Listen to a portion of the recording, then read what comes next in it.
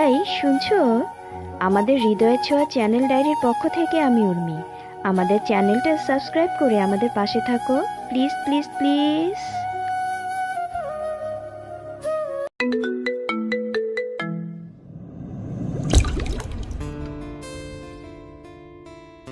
ওইভাবে দূরে দাঁড়িয়ে থাকবে নাকি আমার কাছে আসবে? তুমি চাইলে আমি কোলে করে নিয়ে আসতে পারি। অসভ্য বেটা মানুষ, সারাক্ষণ শুধু কোলে নেয়ার বাহানা। তখনই নীরব নিশিতার সামনে এসে ওকে জড়িয়ে ধরে। নীরব তার বহুদিনের তৃষ্ণা মেটাচ্ছে। নিশিতার দিকে বড় বড় চোখ করে চেয়ে থেকে বুঝতে চেষ্টা করছিলাম নিশিতা আসলে চাচ্ছেটা কি। নীরব নিশিতার দুই হাত চেপে ধরে নিশিতার কোমর জড়িয়ে তার ঠোঁট দুটো নিশিতার ঠোঁটের দিকে এগিয়ে নিয়ে আসতে নেয়। তখনই নিশিতা নীরবকে ধাক্কা দিয়ে সরানোর চেষ্টা করে। নিজের এহেন কাজে এমন একটা মুহূর্তে বাধা পড়ায় নীরব তার এক হাত দিয়ে নিশিতার দুই হাত চেপে ধরে কোমরটা আরেকটু জড়িয়ে ধরে নিয়ে এসে ধীরে ধীরে নিজের ঠোঁট দুটোকে নিশিতার ঠোঁটের মধ্যে ডুবিয়ে দেয়। বেশ কিছুক্ষণ ঠোঁটে স্বাদ নেয়ার পর নিশিতার গালে নিজের ঠোঁটগুলো বোলাতে লাগলো। হঠাৎ করেই ডান গালের তিলটার মধ্যে একটা কামড় বসিয়ে দেয়, আর তখনই নিশিতা নীরবের কোমর জড়িয়ে ধরে। এতে করে নীরবের অস্থিরতা বেড়ে যায়। সে ফোঁস করে নিঃশ্বাস ছাড়তে শুরু করে। নীরবের নিঃশ্বাসগুলো যে বাড়ি খাচ্ছে নিশিতার মুখের মধ্যে। নিশিতা অনেক চেষ্টার পরেও নিজেকে সরিয়ে আনতে পারছে না নীরবের কাছ থেকে। একসময় তাকে ধরা দিতেই হলো নীরবের বাহুবন্ধনে। অবশেষে যেন দুজনের অপেক্ষার প্রহর শেষ হয়ে নতুন দিনের সূচনা শুরু হতে চলেছে। ফ্ল্যাশব্যাক। গ্রামের পথ ধরে নিজের গাড়িটা নিয়ে যাচ্ছিল নীরব। বেশ কতখানি যাওয়ার পর তার গাড়ির চাকাটা কাদার মধ্যে আটকে যায়, আর উঠাতেই পারছে না। এতে করে যেন তার মেজাজ খারাপের চরম পর্যায়ে পৌঁছেছে। সে কখনো কোনো দিনই এই ধরনের জায়গায় আসতেই চায়নি।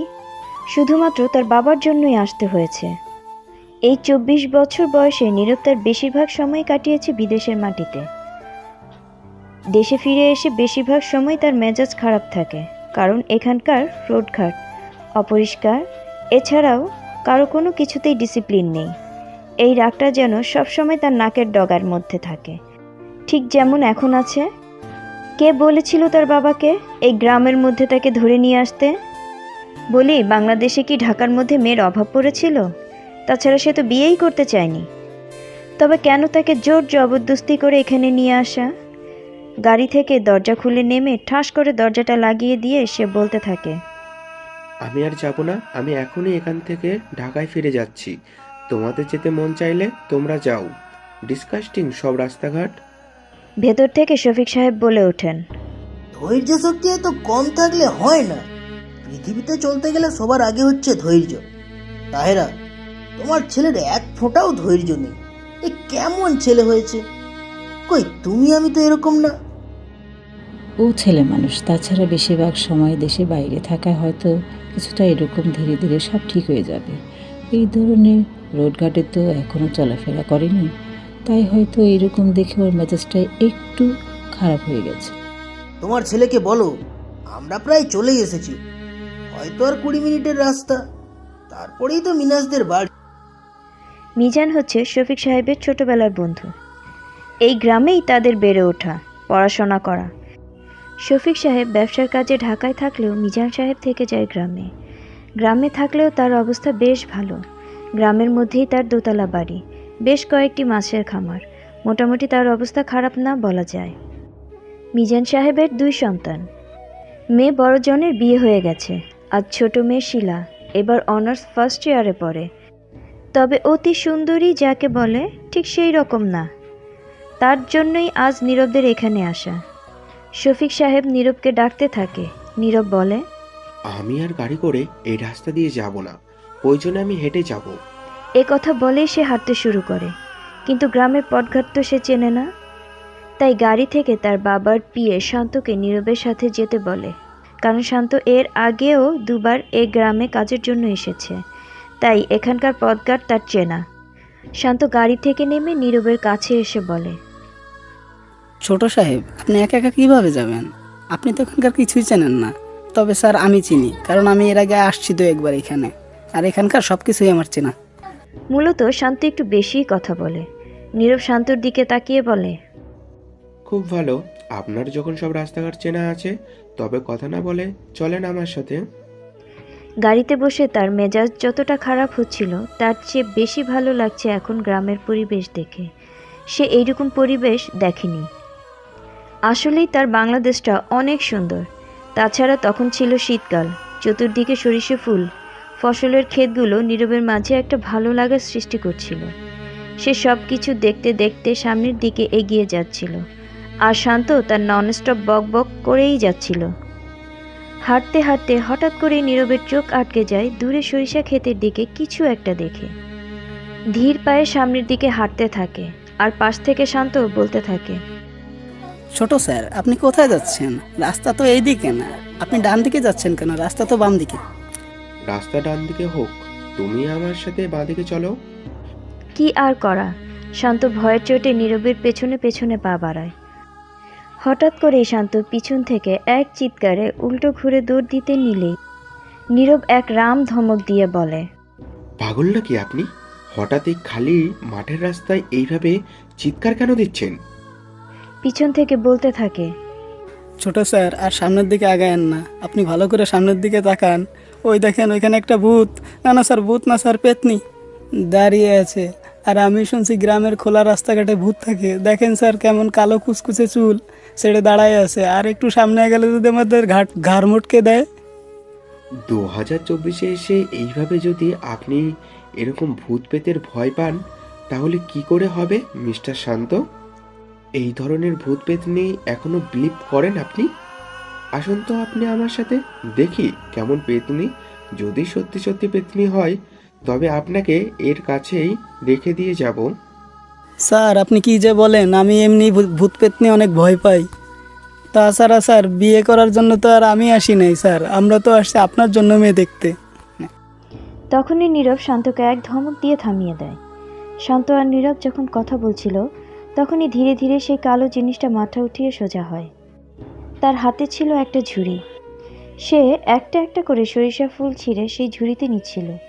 সে যখন সোজা হয় তখন শান্ত বলে, আল্লাহ বাঁচাইছে স্যার, ওটা কোনো ভূত পেতনি না, ওইটা একটা মেয়ে মানুষ। তবে মাশাআল্লাহ স্যার, মেয়েটার চুলগুলো কিন্তু অনেক সুন্দর, একবারে হাঁটু পর্যন্ত ছুঁয়ে গেছে। শান্তর কথা শুনে নীরব সেই দিকে তাকায়। পেছন থেকে বোঝা যাচ্ছে চুলগুলো বেশ লম্বা। মেয়েটার ফুল তোলা শেষ হয়ে গেলে তখন সে ঝুড়িটা নিয়ে ক্ষেতের আইল ধরে সামনের দিকে এগিয়ে আসছিল, কিন্তু চুলগুলো খুলে থাকাতে বারবারই চুল এসে তার মুখের উপর পড়ছিল, তাই মেয়েটার চেহারাটা দেখাই যাচ্ছিল না। নীরব আর শান্ত যখন কথা বলছিল, তখনই মেয়েটা তাদের পাশ কাটিয়ে যেতে নিলেই হঠাৎ করে কিছু একটার সাথে বেঁধে ধপাস করে একটু দূরে পড়ে যায়।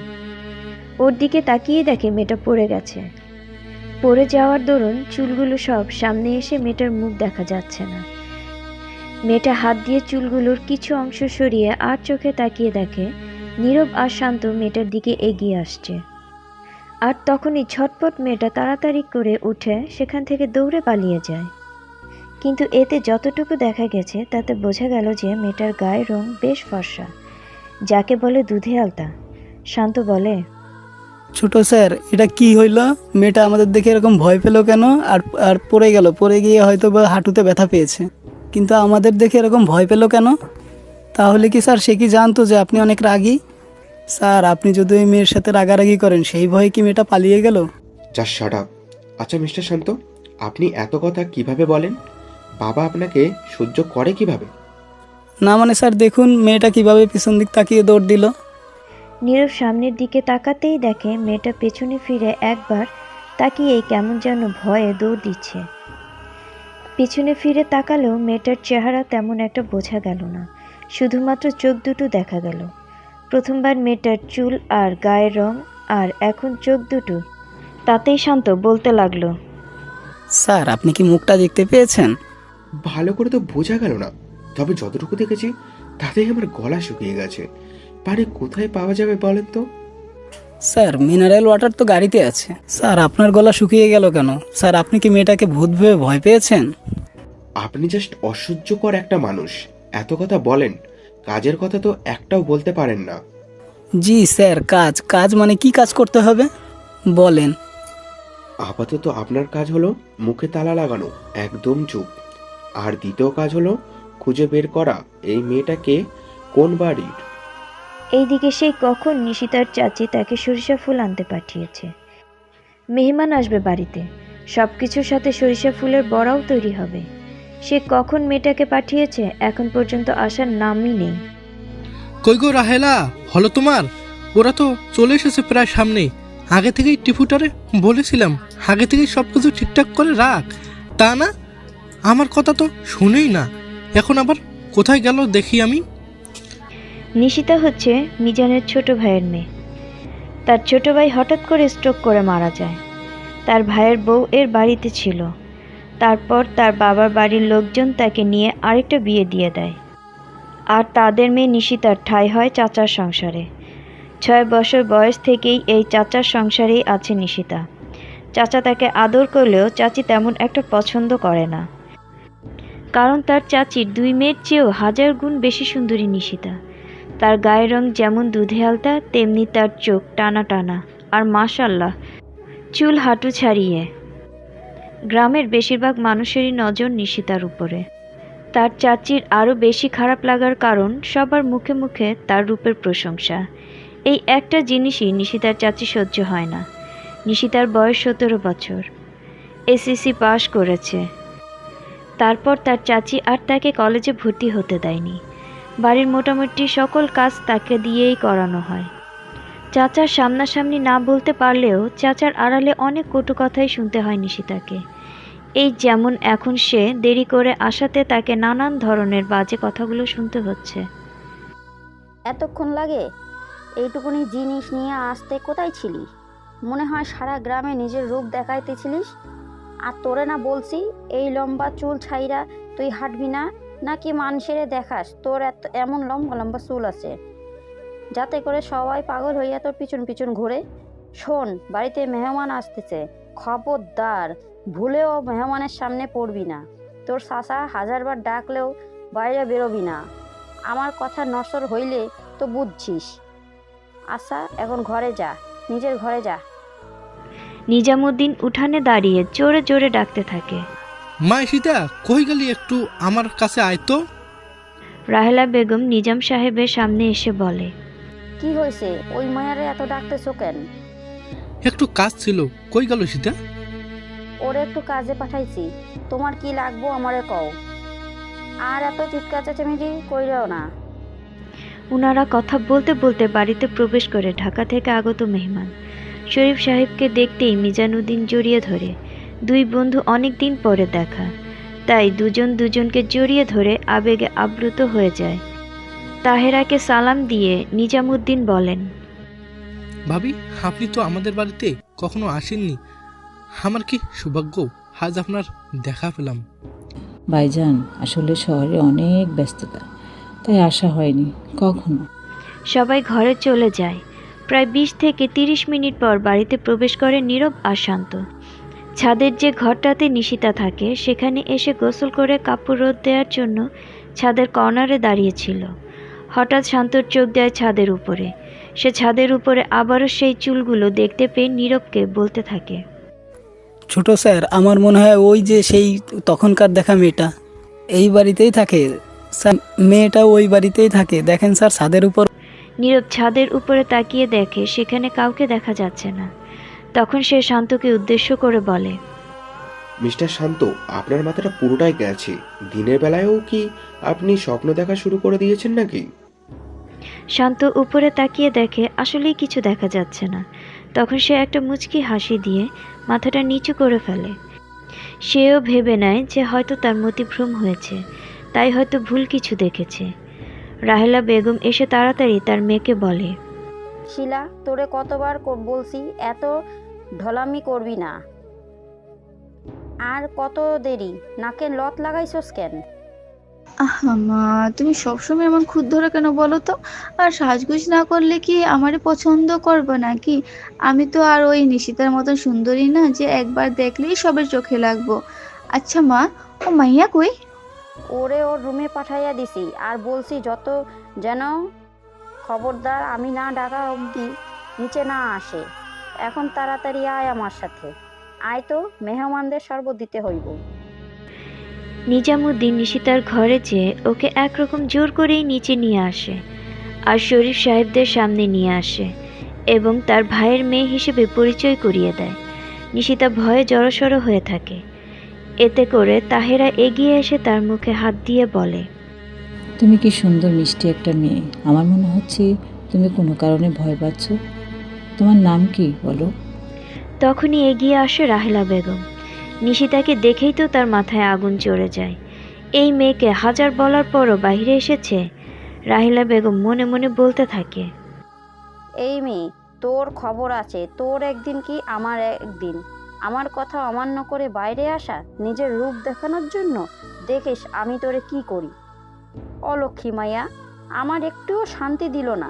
বাপ মইরা বাইসা গেছে, মা তো নিজের শান্তির লইগা আরেকটা বিয়ায় বইছে, আমার ঘাড়ের উপর ফেলাইয়া গেছে এই যন্ত্রণারে। নিশিতার চোখের জল গড়িয়ে পড়তে থাকে। কান্নার ফলে ফর্সা মুখের গাল দুটো লাল বর্ণ ধারণ করেছে। রাগের চোটে রাহেলা বেগম যেন হিতাহিত জ্ঞান হারিয়ে ফেলেছে। এই মুহূর্তে সে কি করবে দিশা পাচ্ছে না। হঠাৎ করেই সে লাকড়ির চুলা থেকে একটা লাকড়ি আগুন সহ নিয়ে এসে নিশিতার হাতের মধ্যে চেপে ধরে। এই অবস্থায় নিশিতা গগন বিদারী চিৎকারে যেন সমস্ত বাড়িঘর কেঁপে ওঠে। এরকম আওয়াজ শুনে দৌড়ে নিচে নেমে আসে সবাই। শরীফ সাহেব এবং তাহেরা বেগম ধীর পায়ে এগিয়ে আসেন। উঠানে রান্নাঘরের দিকে এসে দেখতে পান তখনকার সেই মেয়েটি দাঁড়িয়ে কান্না করছে। তাহেরা বেগম এবং মিজান সাহেব মেয়েটির হাতের দিকে তাকাতেই আঁতকে ওঠে। তাহেরা বেগম দৌড়ে এসে মেয়েটির হাতের মধ্যে পানি ঢালতে থাকে আর বলে, উনি কিভাবে হলো তোমার হাতে এরকম? হাতটা পুড়ে গেল কিভাবে? শরীফ সাহেব দেখে রাহেলা বেগমের হাতে এখনও সেই জ্বলন্ত লাকড়িটি ধরে রেখেছে, সাপের মতো ফোঁস করছে। তখনই শরীফ সাহেব বলে, এই কাজটা কি আপনি করেছেন? ওর হাত আপনি পুড়িয়ে দিয়েছেন? আপনি এতটা পাষাণ হতে পারলেন? কি করে পারলেন এতটুকু একটা মেয়ের গায়ে এভাবে অত্যাচার করতে? আপনি না একজন মা হারা মেয়ের ওপরে এইভাবে অত্যাচার করে মানুষ? নিজামুদ্দিন সামনে দাঁড়িয়ে থেকে এসব দেখে যেন হতভম্ব হয়ে গেছে। সে তার বউয়ের খারাপ রূপটা তো দেখেছে, কিন্তু এত বাজে নোংরা রূপ সে দেখেনি। তাহলে এভাবেই দিনের পর দিন অত্যাচার করত নিশিতার উপর? মিজান সাহেব এটা কখনো চিন্তাও করেনি, কোনোদিন তার কাছে একটা বিচারও দেয়নি, নীরবে সব সহ্য করে গেছে। রাহেলা, তুমি এতটা অমানুষ কি করে হইতে পারলা? কি করেছিল মেয়েটা যে তুমি মেয়েটার হাত এইভাবে পুড়িয়ে দিলে? আমি কখনো ভাবতেও পারিনি আমাকে এই সব কিছু দেখতে হবে। তুই আমার ছোটবেলার বন্ধু, অনেক আশা নিয়ে আমি তোর এখানে এসেছি, কিন্তু এইসব আমাকে দেখতে হবে, এটা যেন আমার কাছে স্বপ্নের মতো মনে হচ্ছে। মিজান ধীরে ধীরে সামনে এগিয়ে আসে। নিশিতার কাছে গিয়ে দুই হাত জোর করে বলতে থাকে, তুই আমাকে ক্ষমা করে দিস না, আমি তোকে ভালো মতো রক্ষা করতে পারিনি। তুই এই বংশের মেয়ে হয়েও অনেক কষ্ট সহ্য করেছিস, একটু আশ্রয়ের জন্য এই মহিলার অনেক অত্যাচার সহ্য করেছিস। আগে বুঝতে না পারলেও এখন বুঝতে পারছি, এই বাড়িতে থাকলে তুই মরে যাবি। তাই তোর আর এ বাড়িতে থাকার দরকার নেই। তোর যেদিকে চোখ যায় তুই সেদিকে চলে যা। নিশিতা ধীরে ধীরে সামনে এগিয়ে এসে তার চাচার হাত দুটো ধরে বলতে থাকে, চাচা, আমার যে কেউ নাই, যাওয়ার মতো কোনো জায়গাও তো নাই, আমি কই যাবো? তাহেরা বেগম সামনে এগিয়ে এসে নিশিতার মুখটা দুই হাত দিয়ে ধরে বলে, কান্না করো না, যার কেউ নেই তার আল্লাহ আছে। তুমি আমাদের সাথে যাবে, আমরা তোমাকে নিয়ে যাব। শরীফ সাহেব তাহেরার কথায় সায় দিয়ে বলে, হ্যাঁ, তুমি আমাদের সাথেই যাবো। এই কথা শুনে যেন রাহেলা মেজাজ আরো বিগড়ে যায়। সে মনে মনে বলতে থাকে, এই মায়ারে তো এই লেগেই যাইতে দেওয়া যাইব না, কিছু একটা করণ লাগবো। সত্যি সত্যি যদি নিশাতরে এরা নিয়ে যায়। তখনই রাহেলা গলা উঁচিয়ে চিৎকার করতে থাকে, বিলাপ করে কান্না করতে থাকে রাহেলা। চিৎকারে আশেপাশ থেকে লোকজন তাদের বাড়িতে এসে জড়ো হয় কি হয়েছে দেখার জন্য। আর তখনই রাহেলা বলতে থাকে, সেই 6 বছর বয়স থেকে আমি পালন কইরা বড় করছি। আমি শাসন করুম, আমি আদর করুম, আর এখন কিনা একটু শাসন করলেই এরা আমার কাছ থেকে নিয়ে যাইতে চায়। এই মাইয়ারে মনে কি করছে আমি কিছু বুঝুম না। এমন জোয়ান মাইয়া কি আর এমনি এমনি নিয়ে যাইতে চায়? মনে কুমতলব আছে। রাহেলার আরও এমন অভিনয় দেখে যেন মিজান উদ্দিনের মাথা গরম হয়ে যায়।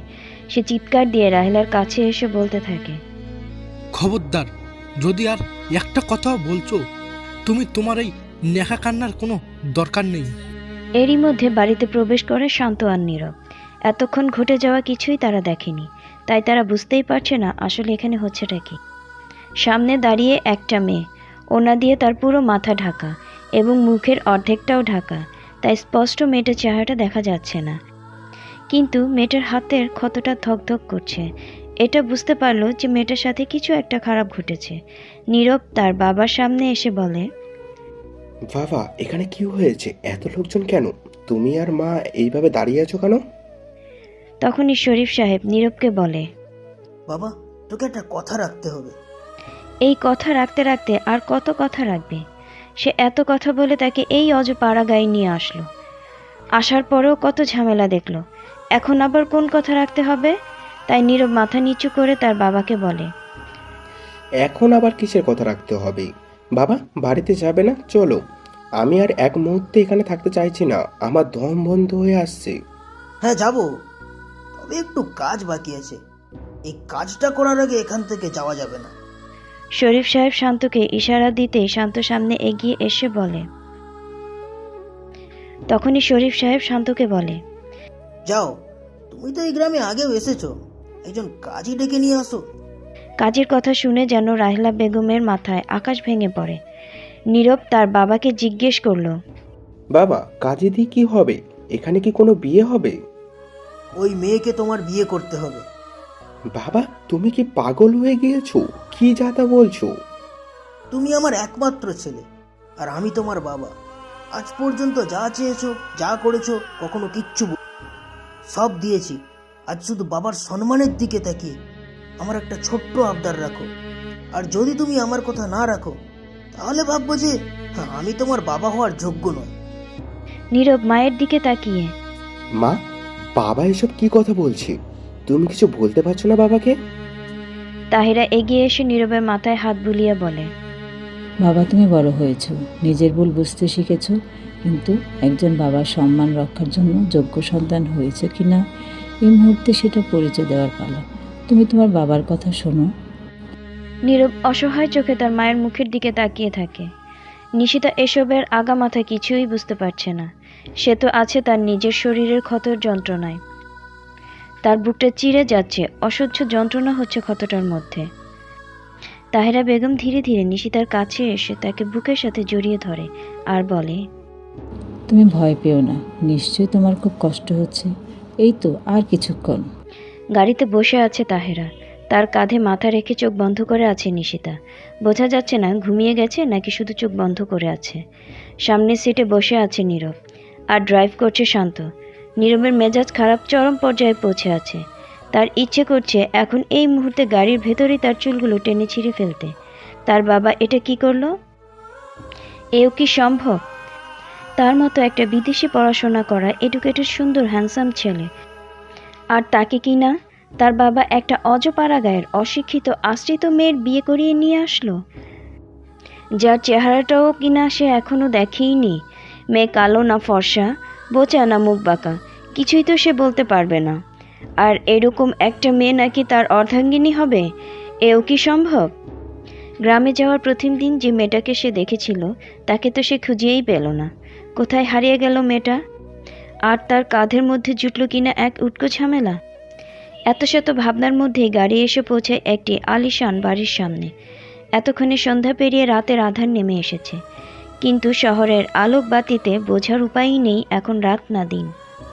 সুবিশাল বাড়িটিতে গেটের সামনে জ্বলজ্বল করছিল বড় বড় লাইট। রাস্তার আশেপাশের লাইটে সমস্ত রাস্তাটাই ফকফক করছিল। গাড়ির ধাক্কায় নিশিতার চোখ পিটপিট করে খুলে এই সবই দেখছিল। গাড়ির হর্ন বাজতেই একজন দারোয়ান এসে গেট খুলে দেয়। গাড়িটা যেয়ে থামে বাড়ির ভেতরে, আর তখনই সামনে থেকে নীরব নেমে গাড়ির দরজাটা ধরাম করে লাগিয়ে হন হন করে বাড়ির ভিতরে চলে যায়। ধীরে ধীরে শরীফ সাহেব তাহেরা নিশিতাকে নিয়ে নেমে আসে। নিশিতা গ্রামের মেয়ে, সে ছোট থেকেই সেখানে বড় হয়েছে। এত সুবিশাল বাড়ি, এত আলোকসজ্জা, কোনো কিছুর সাথেই সে পরিচিত না। সে তো দেখেছে খোলা প্রান্তর, মাঠঘাট, ফসলের জমি আর গাছগাছালি আর পুকুর। শহরের মধ্যে তো এসবের কোনো কিছুই নেই। ইট পাথরের দেয়াল, চতুর্দিকে লাইটিং, আর আছে অগণিত লোকজন। তাহেরা, তুমি মেয়েটাকে নিয়ে ভিতরে যাও, আমি ডাক্তারকে কল করে আসতে বলছি। সবাই বাড়ির ভিতরে চলে যায়। সুবিশাল ড্রয়িং রুমে দামি দামি ফার্নিচার দেখে নিশিতার মনে মনে অবাক হয় এবং ভয় পেতে থাকে। এখানে সে কিভাবে কি করবে? তুমি এখানে বসো। তোমার নামটা জানি কি? জি, আমার নাম নিশিতা। নিশিতা ভয়ে ভয়ে বলে। আমি একটু পানি খাবো। তাহেরা বেগম তখন বলে, ঠিক আছে, তুমি বসো, আমি রহিমাকে বলছি তোমাকে পানি দেওয়ার জন্য। এরই মধ্যে ড্রয়িং রুমে প্রবেশ করে তাহেরার ছোট যা সোহানা। উনি এসে তাহেরাকে জড়িয়ে ধরে বলে, বাবু এসেছো? খুব টেনশন হচ্ছিল তোমাদের জন্য। ভাইজান কোথায়? কথা বলতেই তার চোখ যায় সোফায় বসে থাকা নিশিতার দিকে। ভালো করে মাথায় ওড়না পেঁচানো এবং মুখে ভালো করে ঢাকা থাকাতে চেহারাটা তেমন বোঝা যাচ্ছে না। তাই সোহানা তাহেরাকে জিজ্ঞেস করে, ভাবি এটা কে? কাকে নিয়ে এসেছো? এ হচ্ছে নীরবের বউ। বউ মানে? তোমরা মেয়ে দেখতে গেলেই ঠিক আছে, একেবারে বিয়ে করিয়ে নিয়ে চলে আসলে আমাদের ছাড়াই। আরে সে অনেক কাহিনী, পরে বলবো সব। আগে মেয়েটাকে ফ্রেশ হতে দিবে? তাহলে ওকে নীরবের রুমে নিয়ে যাই। না, আপাতত নীরবের রুমে দেওয়া দরকার নেই। তুমি এক কাজ করো, ওকে তোমার রুমে নিয়ে যাও, ফ্রেশ করিয়ে নীলার এক সেট জামা কাপড় পরতে দাও আপাতত। কাল ওর জন্য সব কিছু কেনাকাটা করে নিয়ে আসবো। সোহানা মনে মনে ভাবে, বলছো নীরবের বউ, আবার বলছো নীরবের ঘরে না নিয়ে আমার ঘরে নিতে। এভাবে মাথায় চলছেটা কি? নীরবের বউ হলে তো ওর রুমে থাকার কথা, ওর রুমে যাওয়ার কথা। ঘন্টা 2-1 পরে ডাক্তার এসে নিশিতাকে তার হাত ড্রেসিং করে সেখানে ব্যান্ডেজ করে দেয়। রাত হওয়াতে যার যার রুমে এবং যার যার কাজে ব্যস্ত ছিল। নীরব রুমে এসে তার গায়ের কাপড় চোপড়গুলো ছড়িয়ে ফেলে। ওয়াশরুমে ঢুকে ঝর্ণার নিচে ভিজতে থাকে। তার মন চাচ্ছিল সব কিছু ওলট পালট করে ফেলতে, সব কিছু ভেঙে চুরে একাকার করে দিতে, কিন্তু এই মুহূর্তে সে এটা করতে পারছে না, কারণ এখন অনেক রাত, তারপরে দাদি অসুস্থ। সে যদি ভাঙচুর শুরু করে সেই শব্দে দাদির ঘুম ভেঙে যাবে, তারপর অসুস্থ হয়ে যাবে, তখন আবার তাকেই দায়ী করা হবে অসুস্থতার জন্য। তাই আর উপায় না পেয়ে রাগে ঝর্ণার নিচে ভিজতে শুরু করে। শরীফ সাহেব আর তাহেরা বেগম সোহানাকে সব কিছু খুলে বলে। এ কথা শুনে সোহানা বলে, ভাবি মেয়েটাকে তো ওইখানে পাঠানো মোটেও ঠিক হবে না। তাছাড়া নীরবের যে রাগ, এতে করে মেয়েটাকে কি না কি বলে বসবে তার কোনো ঠিক নেই। মেয়েটার বয়স অল্প, এত ছোট বয়সে উপর দিয়ে এমনিতেই যা গেছে, তাতে করে নতুন কোনো ঝড় সহ্য করতে পারবে এই মুহূর্তে মনে হয় না। তাহেরা অসহায় মুখ করে মেয়েটার মুখের দিকে তাকায়। এক কাজ করো, আজ রাতটা সোহানার সাথে থাকুক। মিলন তো আজ আসবে না বাড়িতে। জি ভাইজান, চিটাগাংয়ের কাজ কমপ্লিট হয়নি, আরও 2 দিন সময় লাগবে, তারপরে আসবে। তাহলে ও তো তোমার সাথেই থাক। কাল থেকে ওকে নীলার সাথে অথবা নীলার পাশের রুমটাই ঠিক করে দিও। যদিও নীরবের সাথে কবুল বলে ও এই বাড়িতে এসেছে, কিন্তু আমি চাই না ওর কোনো সমস্যা হোক। নীরব যদি না চায় তাহলে ও ওর মতো থাকবে। আমি এই মেয়ের দায়িত্ব নিয়েছি, আমি ওকে বাবার মতোই আদর করব এবং সমাজে যোগ্য করে তুলব। আর আপাতত ওদের বিয়ের কথাটা বাড়িতে আর কারোর বলার দরকার নেই। সবাইকে বলবা আমার বন্ধুর মেয়ে কোনো এক কারণবশত এখানে নিয়ে এসেছে। আজ থেকেও আমাদের এখানেই আমাদের সাথেই থাকবে, আমাদের পরিবারের একজন সদস্য হয়ে থাকবে। নীরব ঝর্ণার পানিতে ভিজছে আর মনে মনে ভাবছে, এমন একটা মেয়ে যাকে আমি দেখলামই না, জানলামই না, সেই মেয়েকে কি করে পারলো আমার গলায় ঝুলিয়ে দিতে? ওই গ্রামের মেয়েটা কি পারবে আমার সাথে তাল মেলাইয়ে এই শহরের সোসাইটির সাথে মিলিয়ে চলতে? এতে করে আমাকে আরো জায়গায় জায়গায় অপমানিত হতে হবে। এ কথা বলে সে ওয়াশরুমের দেয়ালে একটা ঘুষি দেয়, আর সাথে সাথেই আঙ্গুল কেটে রক্ত বের হতে শুরু করে। রক্ত দেখে যেন নীরবের হাসি পাচ্ছে। যেখানে তার পুরো জীবনটাই বরবাদ করে দিয়েছে, সেখানে এই সামান্য রক্ত তো কিছুই না। শরীফ সাহেবের 3 ভাই, তাদের যৌথ পরিবার, সবাই একসাথে থাকেন। শরীফ সাহেবের 1 ছেলে 1 মেয়ে, বড় মেয়ের বিয়ে হয়ে গেছে। আর ছেলে নীরব। তার মেজো ভাই মিলন শাহরিয়ার বিজনেসম্যান। প্রায় তাকে বিজনেসের জন্য দেশের বাইরে অথবা বিভিন্ন জায়গায় থাকতে হয়। আর ছোট ভাই আর্কিটেকচার। উনি অবশ্য এখানে একসাথে থাকেন না, কাজের সূত্রে তাকে থাকতে হয় অন্য জায়গায়। তবে যে কোনো অকেশনে সবার সাথে একসাথে হয়। তাছাড়া প্রায় মাকে দেখতে আসেন। ওনার এক ছেলে ও এক মেয়ে রাইসা এবার ইন্টার সেকেন্ড ইয়ারে পড়ে। সে আবার নীরবকে খুব পছন্দ করে। ছেলে এবার ডিএসসিতে চান্স পেয়েছে। আর মেজো ভাই মিলনের 2 ছেলে, 1 মেয়ে। বড় ছেলে পিয়াস পড়াশোনা শেষ, সবে মাত্র কয়েকদিন হলো বাবার বিজনেসে জয়েন করেছে। দ্বিতীয় ছেলে জোভান এবার অনার্স ফাইনাল দেবে। খুব দুষ্ট, সবসময় মজা করতে পছন্দ করে। আর মেয়ে নীলা এবার ইন্টার ফার্স্ট ইয়ারে ভর্তি হয়েছে।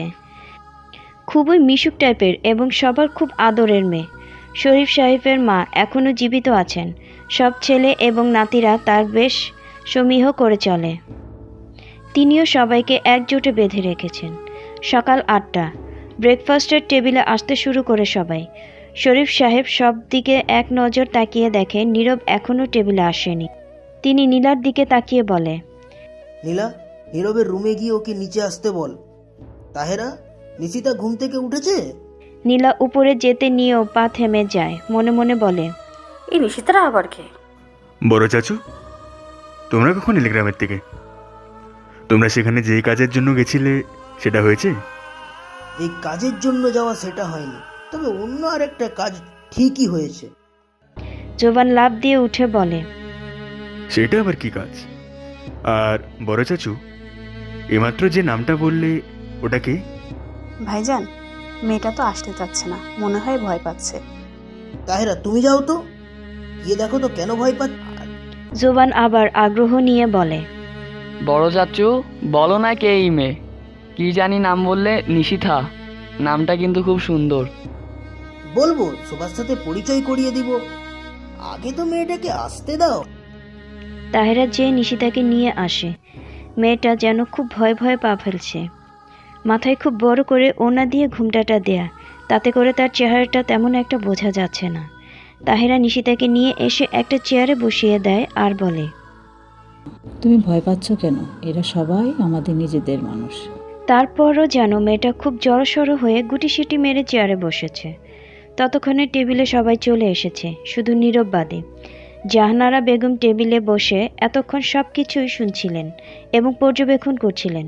তিনি অপেক্ষায় ছিলেন তার ছেলের কথা শোনার। নিশিতাকে বসিয়ে দিতেই আর চোখে জাহানারা বেগম নিশিতার দিকে তাকায়। শরীফ সাহেব বলতে থাকে, এ হচ্ছে আমার বন্ধুর মেয়ে।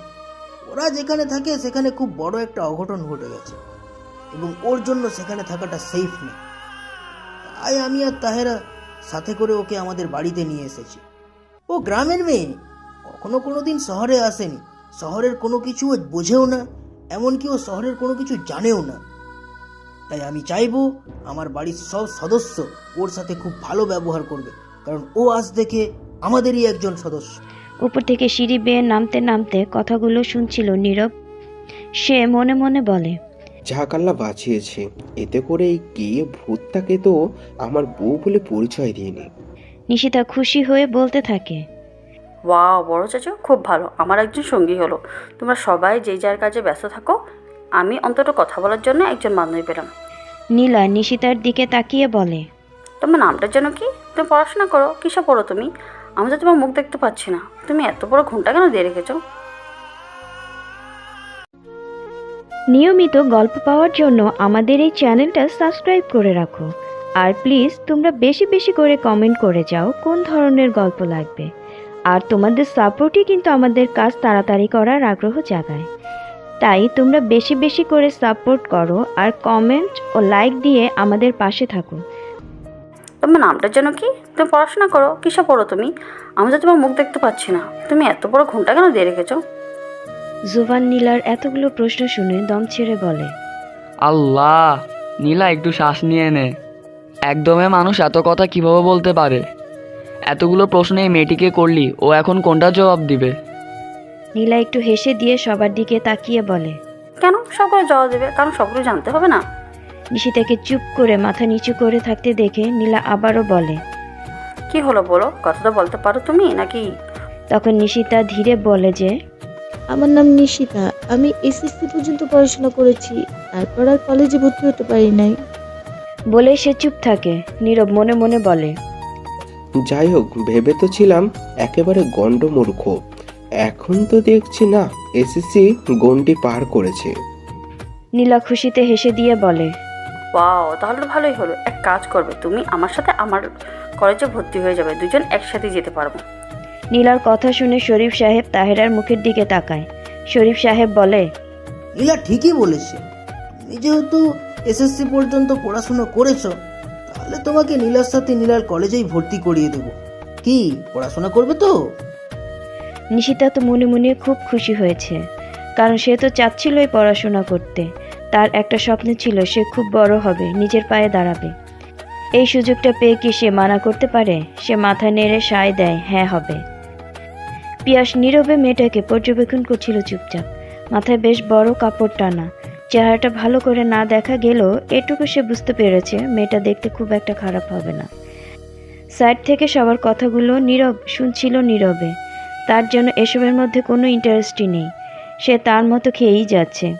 শরীফ সাহেব জাহানারা বেগমকে উদ্দেশ্য করে বলেন, মা, তোমার শরীরটা ভালো হয়েছে? বাতের ব্যথাটা কমেছে? এবার জাহানারা বেগম মুখ খুললেন। এতক্ষণে তোমার খবর হলো আমাকে কিছু জিজ্ঞাসা করার? আসলে না, মানে মা, হ্যাঁ এতক্ষণ আসলে আমি... হয়েছে, আর কিছু বলতে হবে না।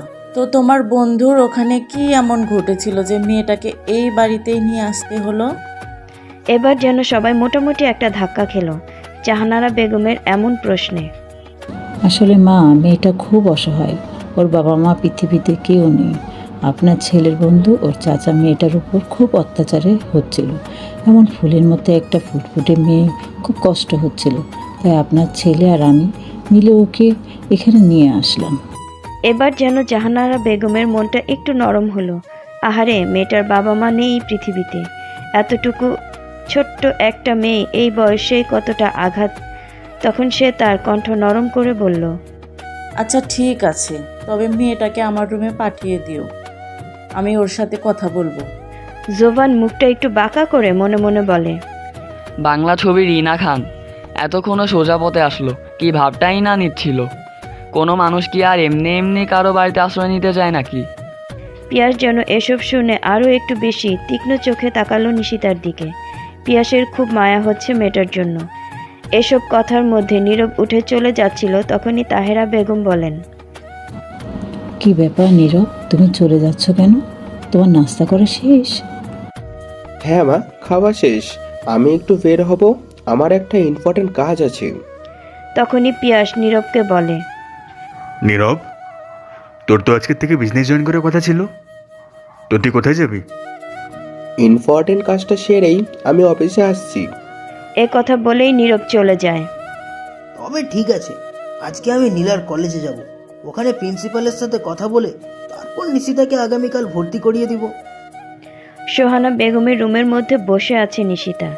নীলা অনর্গল কথা বলেই যাচ্ছে। নিশিতা মনে মনে বলতে থাকে, এত কথা একসাথে কিভাবে বলতে পারে এই মেয়েটা? ওর মুখ ব্যথা হয় না? ওই মেয়েটা খুবই ভালো। সোহানা নিশিতাকে বলে।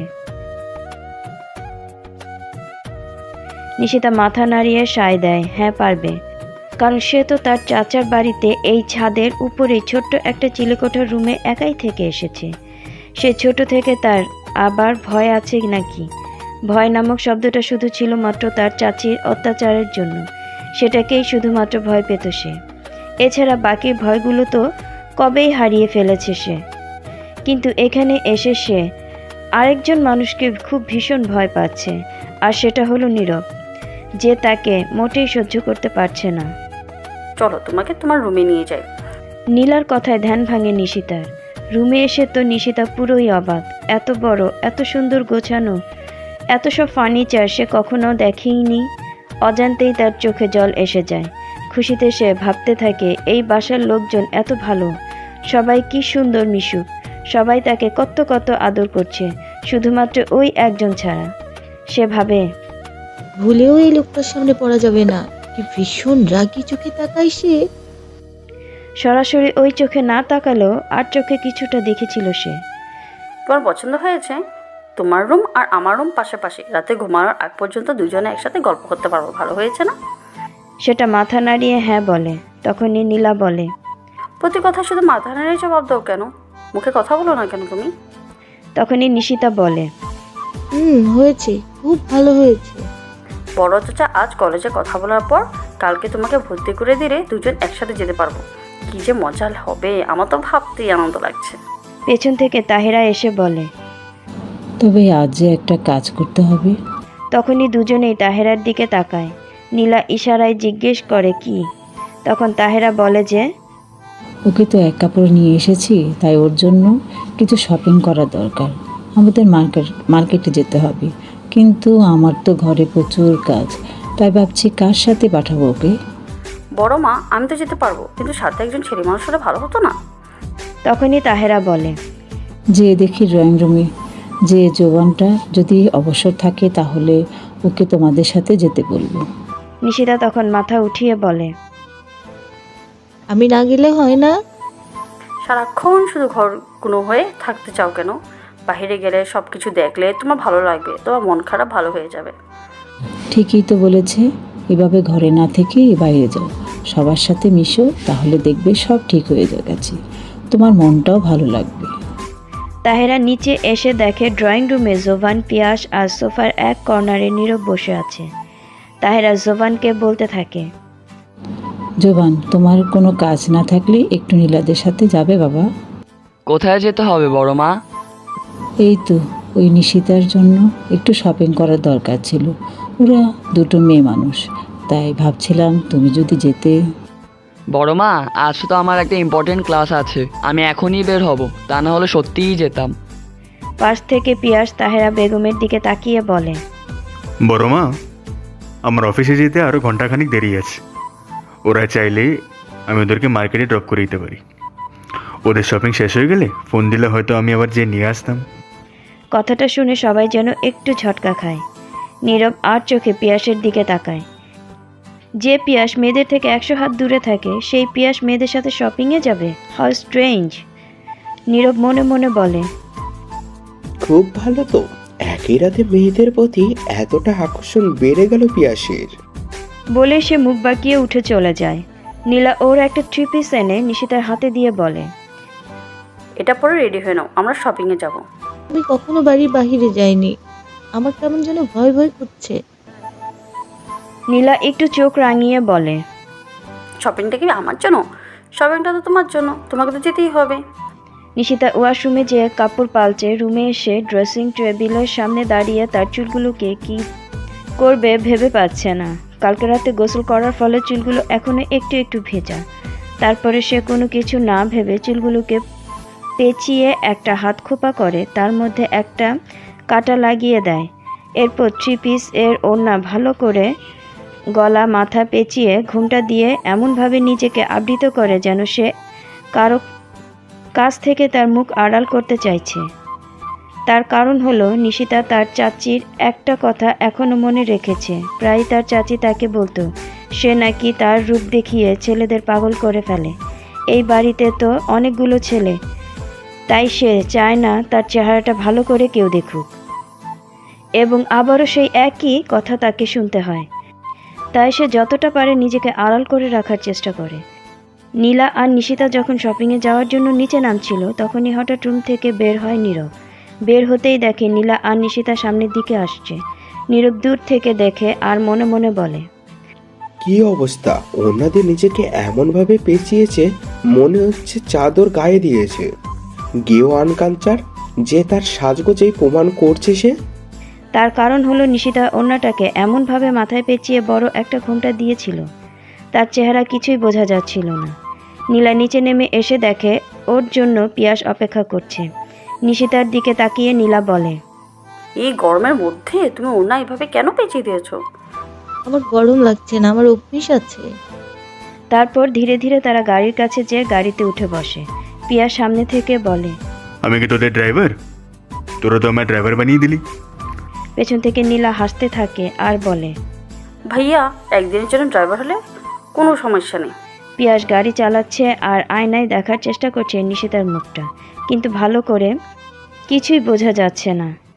পরের দিন সকালবেলা শরীফ সাহেব নিশিতাকে তাড়াতাড়ি রেডি হতে বলেন। নীলাকে বলেন।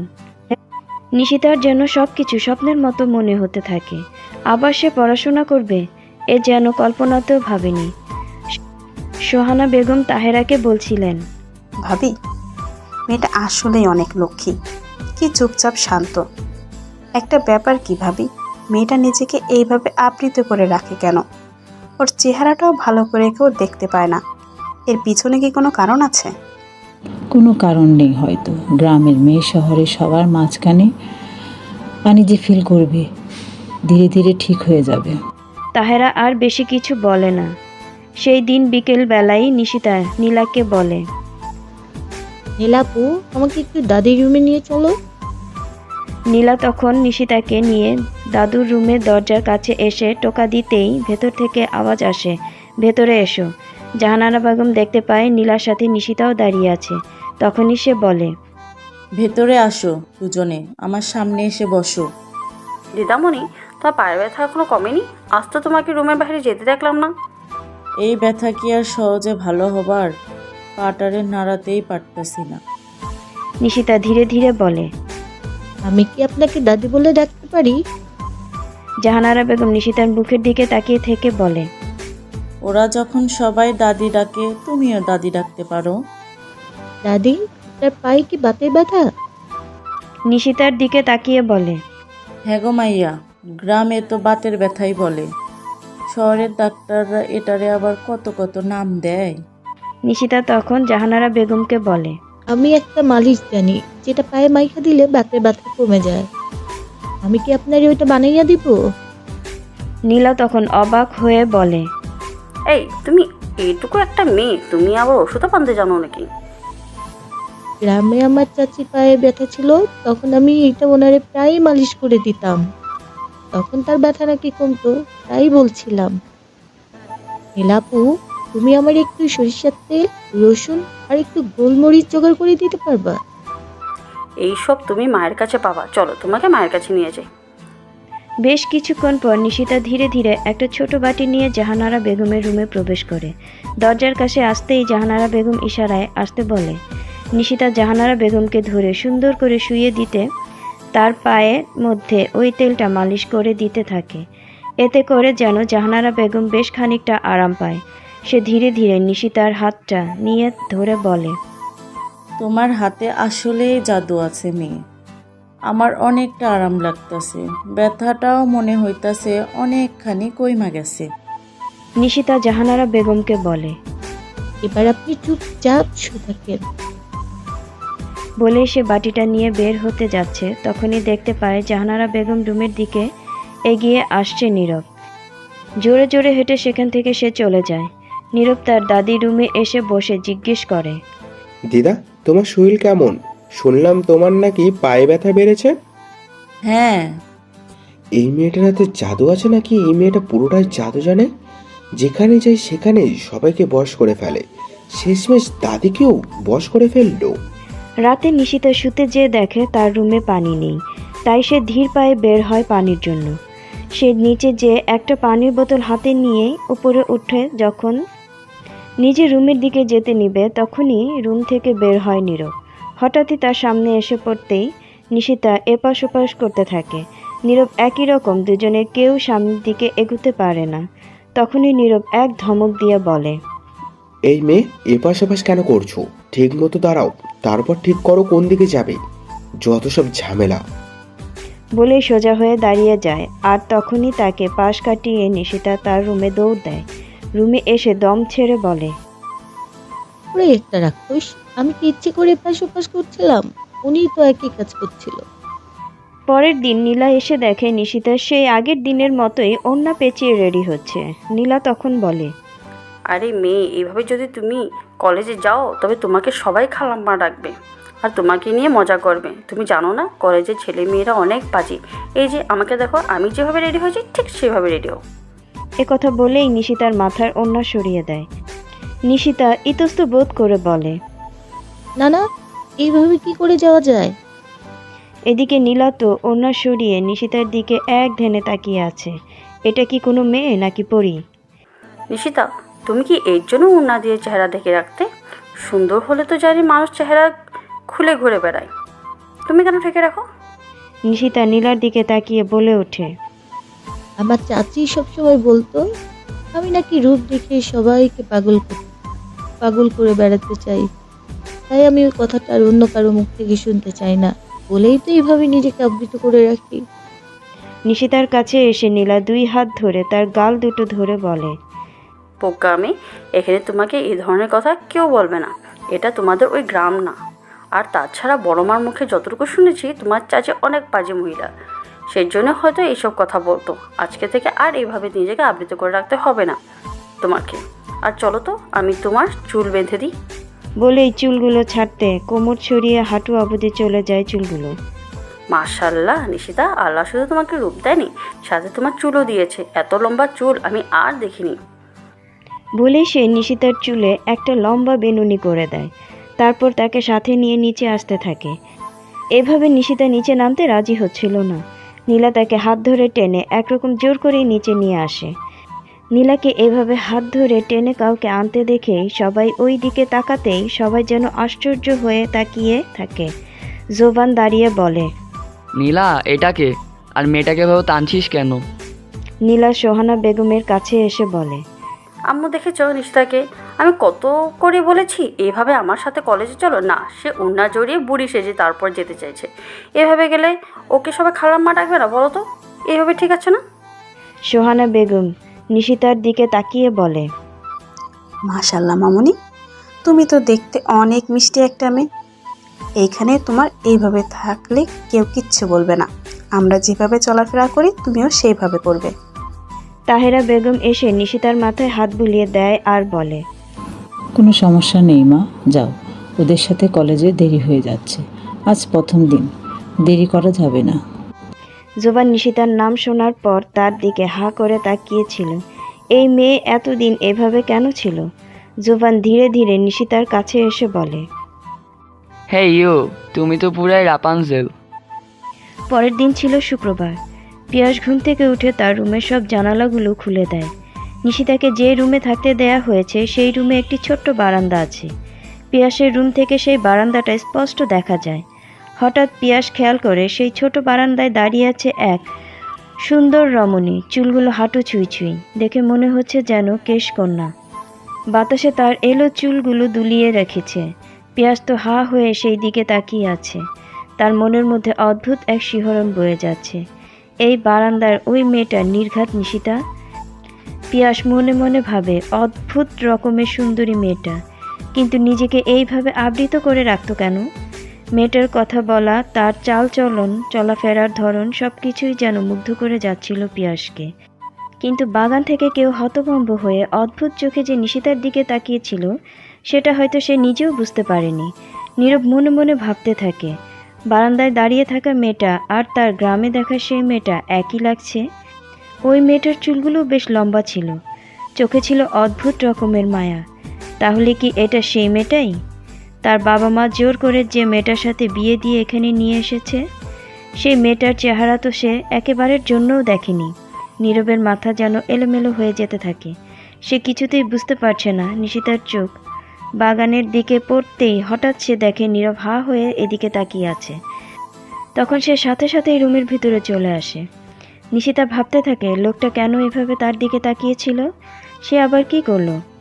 রাতে ডিনারের টেবিলে সবাই বসে আছে, তখনই নিশিতা তখনও খাবার টেবিলে ছিল না। শরীফ সাহেব চেয়ারের দিকে তাকিয়ে বললেন, নিশিতা আসলো না, ও ডিনার করবে? বড় আব্বু, ওর নাকি মাথা ব্যথা করছে। হঠাৎ কি হলো মেয়েটার? মাথা ব্যথা করছে কেন? আমি দেখছি। বলে সে উপরে নিশিতার রুমে চলে যায়। কিছুক্ষণ পর নিশিতাকে তার সাথে নিয়ে ফিরে আসে। নিশিতাকে বসতে বলে সোহানা বেগম রান্নাঘরে চলে যায়। শরীফ সাহেব নিশিতার দিকে তাকিয়ে বলে, কি ব্যাপার মামুনি, তোমার নাকি মাথা ব্যথা? হঠাৎ মাথা ব্যথা কেন হলো? জি না চাচা যান, মাথা ব্যথা ছিল, এখন কমে গেছে। শরীফ সাহেব নিশিতার উদ্দেশ্যে বলতে থাকেন, সারাক্ষণ এভাবে ঘর কোনো হয়ে বসে না থেকে ছাদে যাবে, বাগানে হাঁটবে, এতে করে তোমার ভালো লাগবে। মাঝে মাঝে নীলাকে নিয়ে ঘুরতে যাবে। বাইরের আবহাওয়া শরীরের ও মনের জন্য খুব ভালো। পিয়াস আর জোবানের দিকে তাকিয়ে শরীফ সাহেব বললেন, তোমরা মাঝে মাঝে ওদেরকে নিয়ে একটু বাইরে ঘুরতে যাবে, তাতে করে ভালো লাগবে ওদের। এ কথা শোনা মাত্রই পাশের চেয়ার থেকে তার বাবার দিকে তাকায় নীরব। কারণ জোবান আর পিয়াসকে বললেও নীরবকে কিছুই বলেননি। ইনফ্যাক্ট সেই দিনকার পর থেকে শরীফ সাহেব নীরবের সাথে তেমন একটা কথাও বলে না। পিয়াস খাবারের মধ্যে হাত ঘোরাচ্ছিল আর বারবার আর চোখে নিশিতাকে দেখেই যাচ্ছিল। সে মনে মনে ভাবে, তাহলে কি ভালোবাসা এমনি হুট করে জীবনে চলে আসে? মনের মধ্যে বসন্তের মতন হাওয়া বইতে থাকে, প্রিয় মানুষটাকে মুখখানা এক পলক দেখলেই হৃদয় শীতল হয়ে যায়। এভাবে খাবার রেখে তাকিয়ে থাকতে দেখে জোবান বলে ওঠে, ভাইয়া তোমার খাবার তো সব ঠান্ডা হয়ে পানিই হয়ে গেল। এই পিয়াস ভাইয়াটার কি হলো? সেখানে এমন হাঁ করে নিশিতার দিকে তাকিয়ে আছে। তাহলে কি ভাইয়ার মনের মধ্যে ঘন্টা বেজে গেল? জোবান তার মা আর চাচিদের উদ্দেশ্য করে বলতে থাকে, বড় মা, এই রাপাঞ্জেলকে নিয়ে ঘুরতে যাও তো বড়ই মুশকিলের কাজ। মাশাআল্লাহ, রাপাঞ্জেল এতটাই সুন্দরী, যদি কেউ ওকে চুরি করে নিয়ে যায়। সোহানা বেগম জোবানের কাছে এসে মাথায় একটা গাঁটটা মেরে বলে, যত সব খালি বাজে কথা। এই রাপাঞ্জলটা আবার কে? জোবান একটা মুচকি হাসি দিয়ে বলে, কেন, আমাদের নিশিতা। টিভিতে দেখো নি রাপাঞ্জেল মুভিটা? ওইখানে রাপাঞ্জেলের চুলগুলো কি বড় বড় ছিল। আমাদের নিশিতার চুলগুলো তো বেশ লম্বা, তাই আমি ওর নাম দিয়েছি রাপাঞ্জেল। এই সব কিছু যেন নীরবের মোটেই সহ্য হচ্ছিল না। সে খাবার ছেড়ে উঠে তার নিজের রুমে চলে যায়। তার চলে যাওয়াটা আর কেউ না বুঝতে পারলেও তাহেরা বেগম আর শরীফ সাহেব ঠিকই বুঝতে পেরেছে। তাই আর তারা কিছু বলে না, চুপচাপ ছেলের যাওয়ার দিকে তাকিয়ে থাকে। সোহানা বেগম বলে ওঠে, এই নীরব, আবার কি হলো? হঠাৎ করে খাওয়া ছেড়ে উঠে চলে গেল কেন? নিজের রুমে এসে নীরব ভাবতে থাকে, সে কেন চলে এলো? ওই মেয়েটাকে যে যাই বলুক তাতে তার কি? তার কেন খারাপ লাগবে? আর বিয়েটা তো একটা অ্যাক্সিডেন্ট মাত্র। সে তো এই বিয়েকে কখনো মানেই না।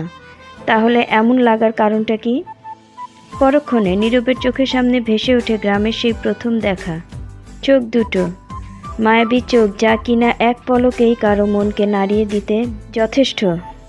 সেই এলোকেশী মেয়েটা যখন এক নজর ফিরে তাকিয়েছিল, অজান্তেই নীরবের তখন মনের মধ্যে একটা ভালো লাগার অনুভূতি তৈরি হয়েছিল।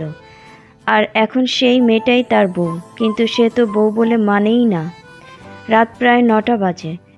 নিশিতা তার রুম থেকে বের হয়ে এসে নীলার রুমের সামনে দাঁড়িয়ে দেখে নীলা আজ খুব তাড়াতাড়ি ঘুমিয়েছে। তাই সে কি করবে, আবার নিজের রুমে ফিরে যেতে নিলে ভাবে এখানে আসার পর তো তার ছাদে যাওয়াই হয়নি। তাই সে ধীরে ধীরে পা বাড়ায় ছাদের দিকে। তার মনটা আজ ভীষণ খারাপ লাগছে কেন জানি। তাই সে ছাদে যে কিছুক্ষণ বাহিরের বাতাসটা গায়ে লাগাতে যাচ্ছে। শহরে তো আর গ্রামের মতো এরকম খোলামেলা নেই, তাই ঘরে থাকতে থাকতে তার কেমন দম বন্ধ লাগছে। নিশিতা ছাদের এক কর্নারে যে রেলিং ধরে দাঁড়িয়ে দূরের শহরটাকে দেখছিল। আলো ঝলমল শহরটা মনে হচ্ছিল যেন তার কাছে এক স্বপ্নের রাজ্য। দূরে তাকিয়ে আনমনে ভাবনার জগতে পাড়ি জমায়।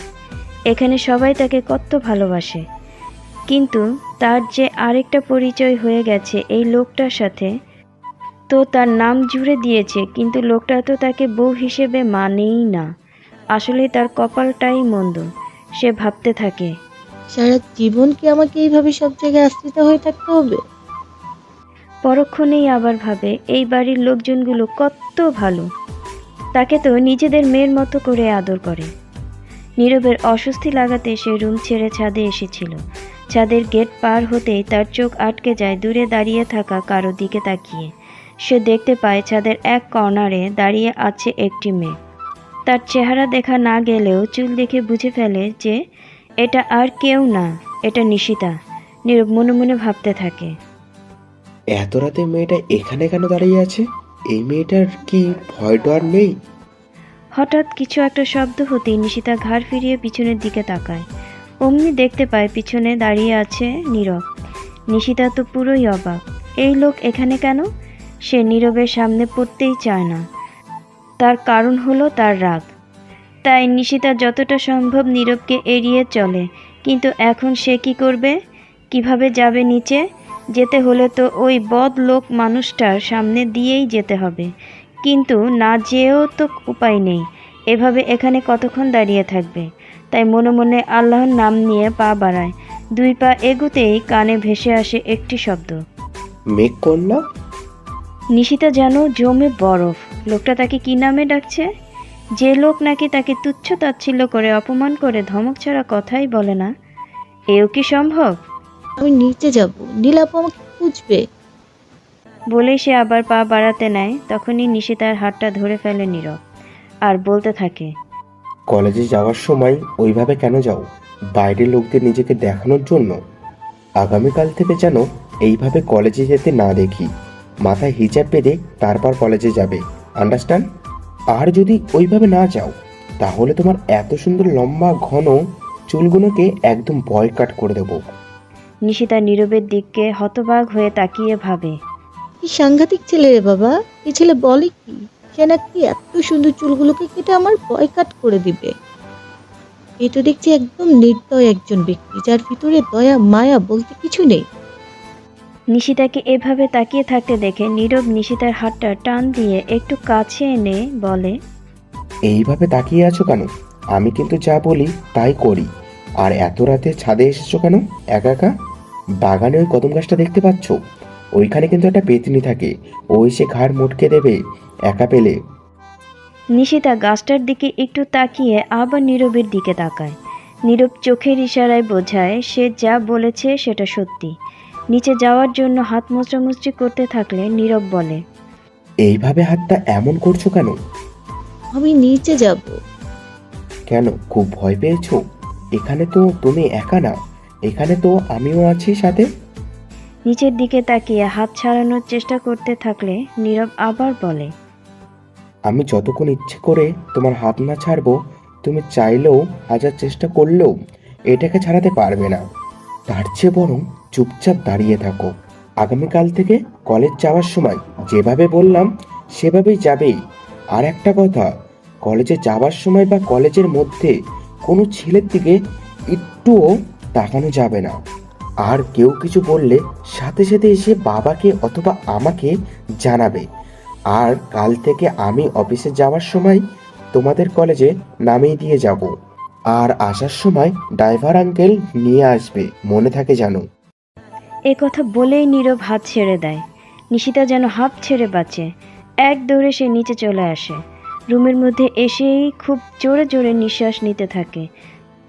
তার মনে হতে থাকে সে যেন বাঘের খাঁচা থেকে বের হয়ে এসেছে। পরের দিন রাত 8টায় নীরব বাড়ি ফিরে দেখে পুরো বাড়ি নিস্তব্ধ, কোথাও সারা শব্দ পাওয়া যাচ্ছে না।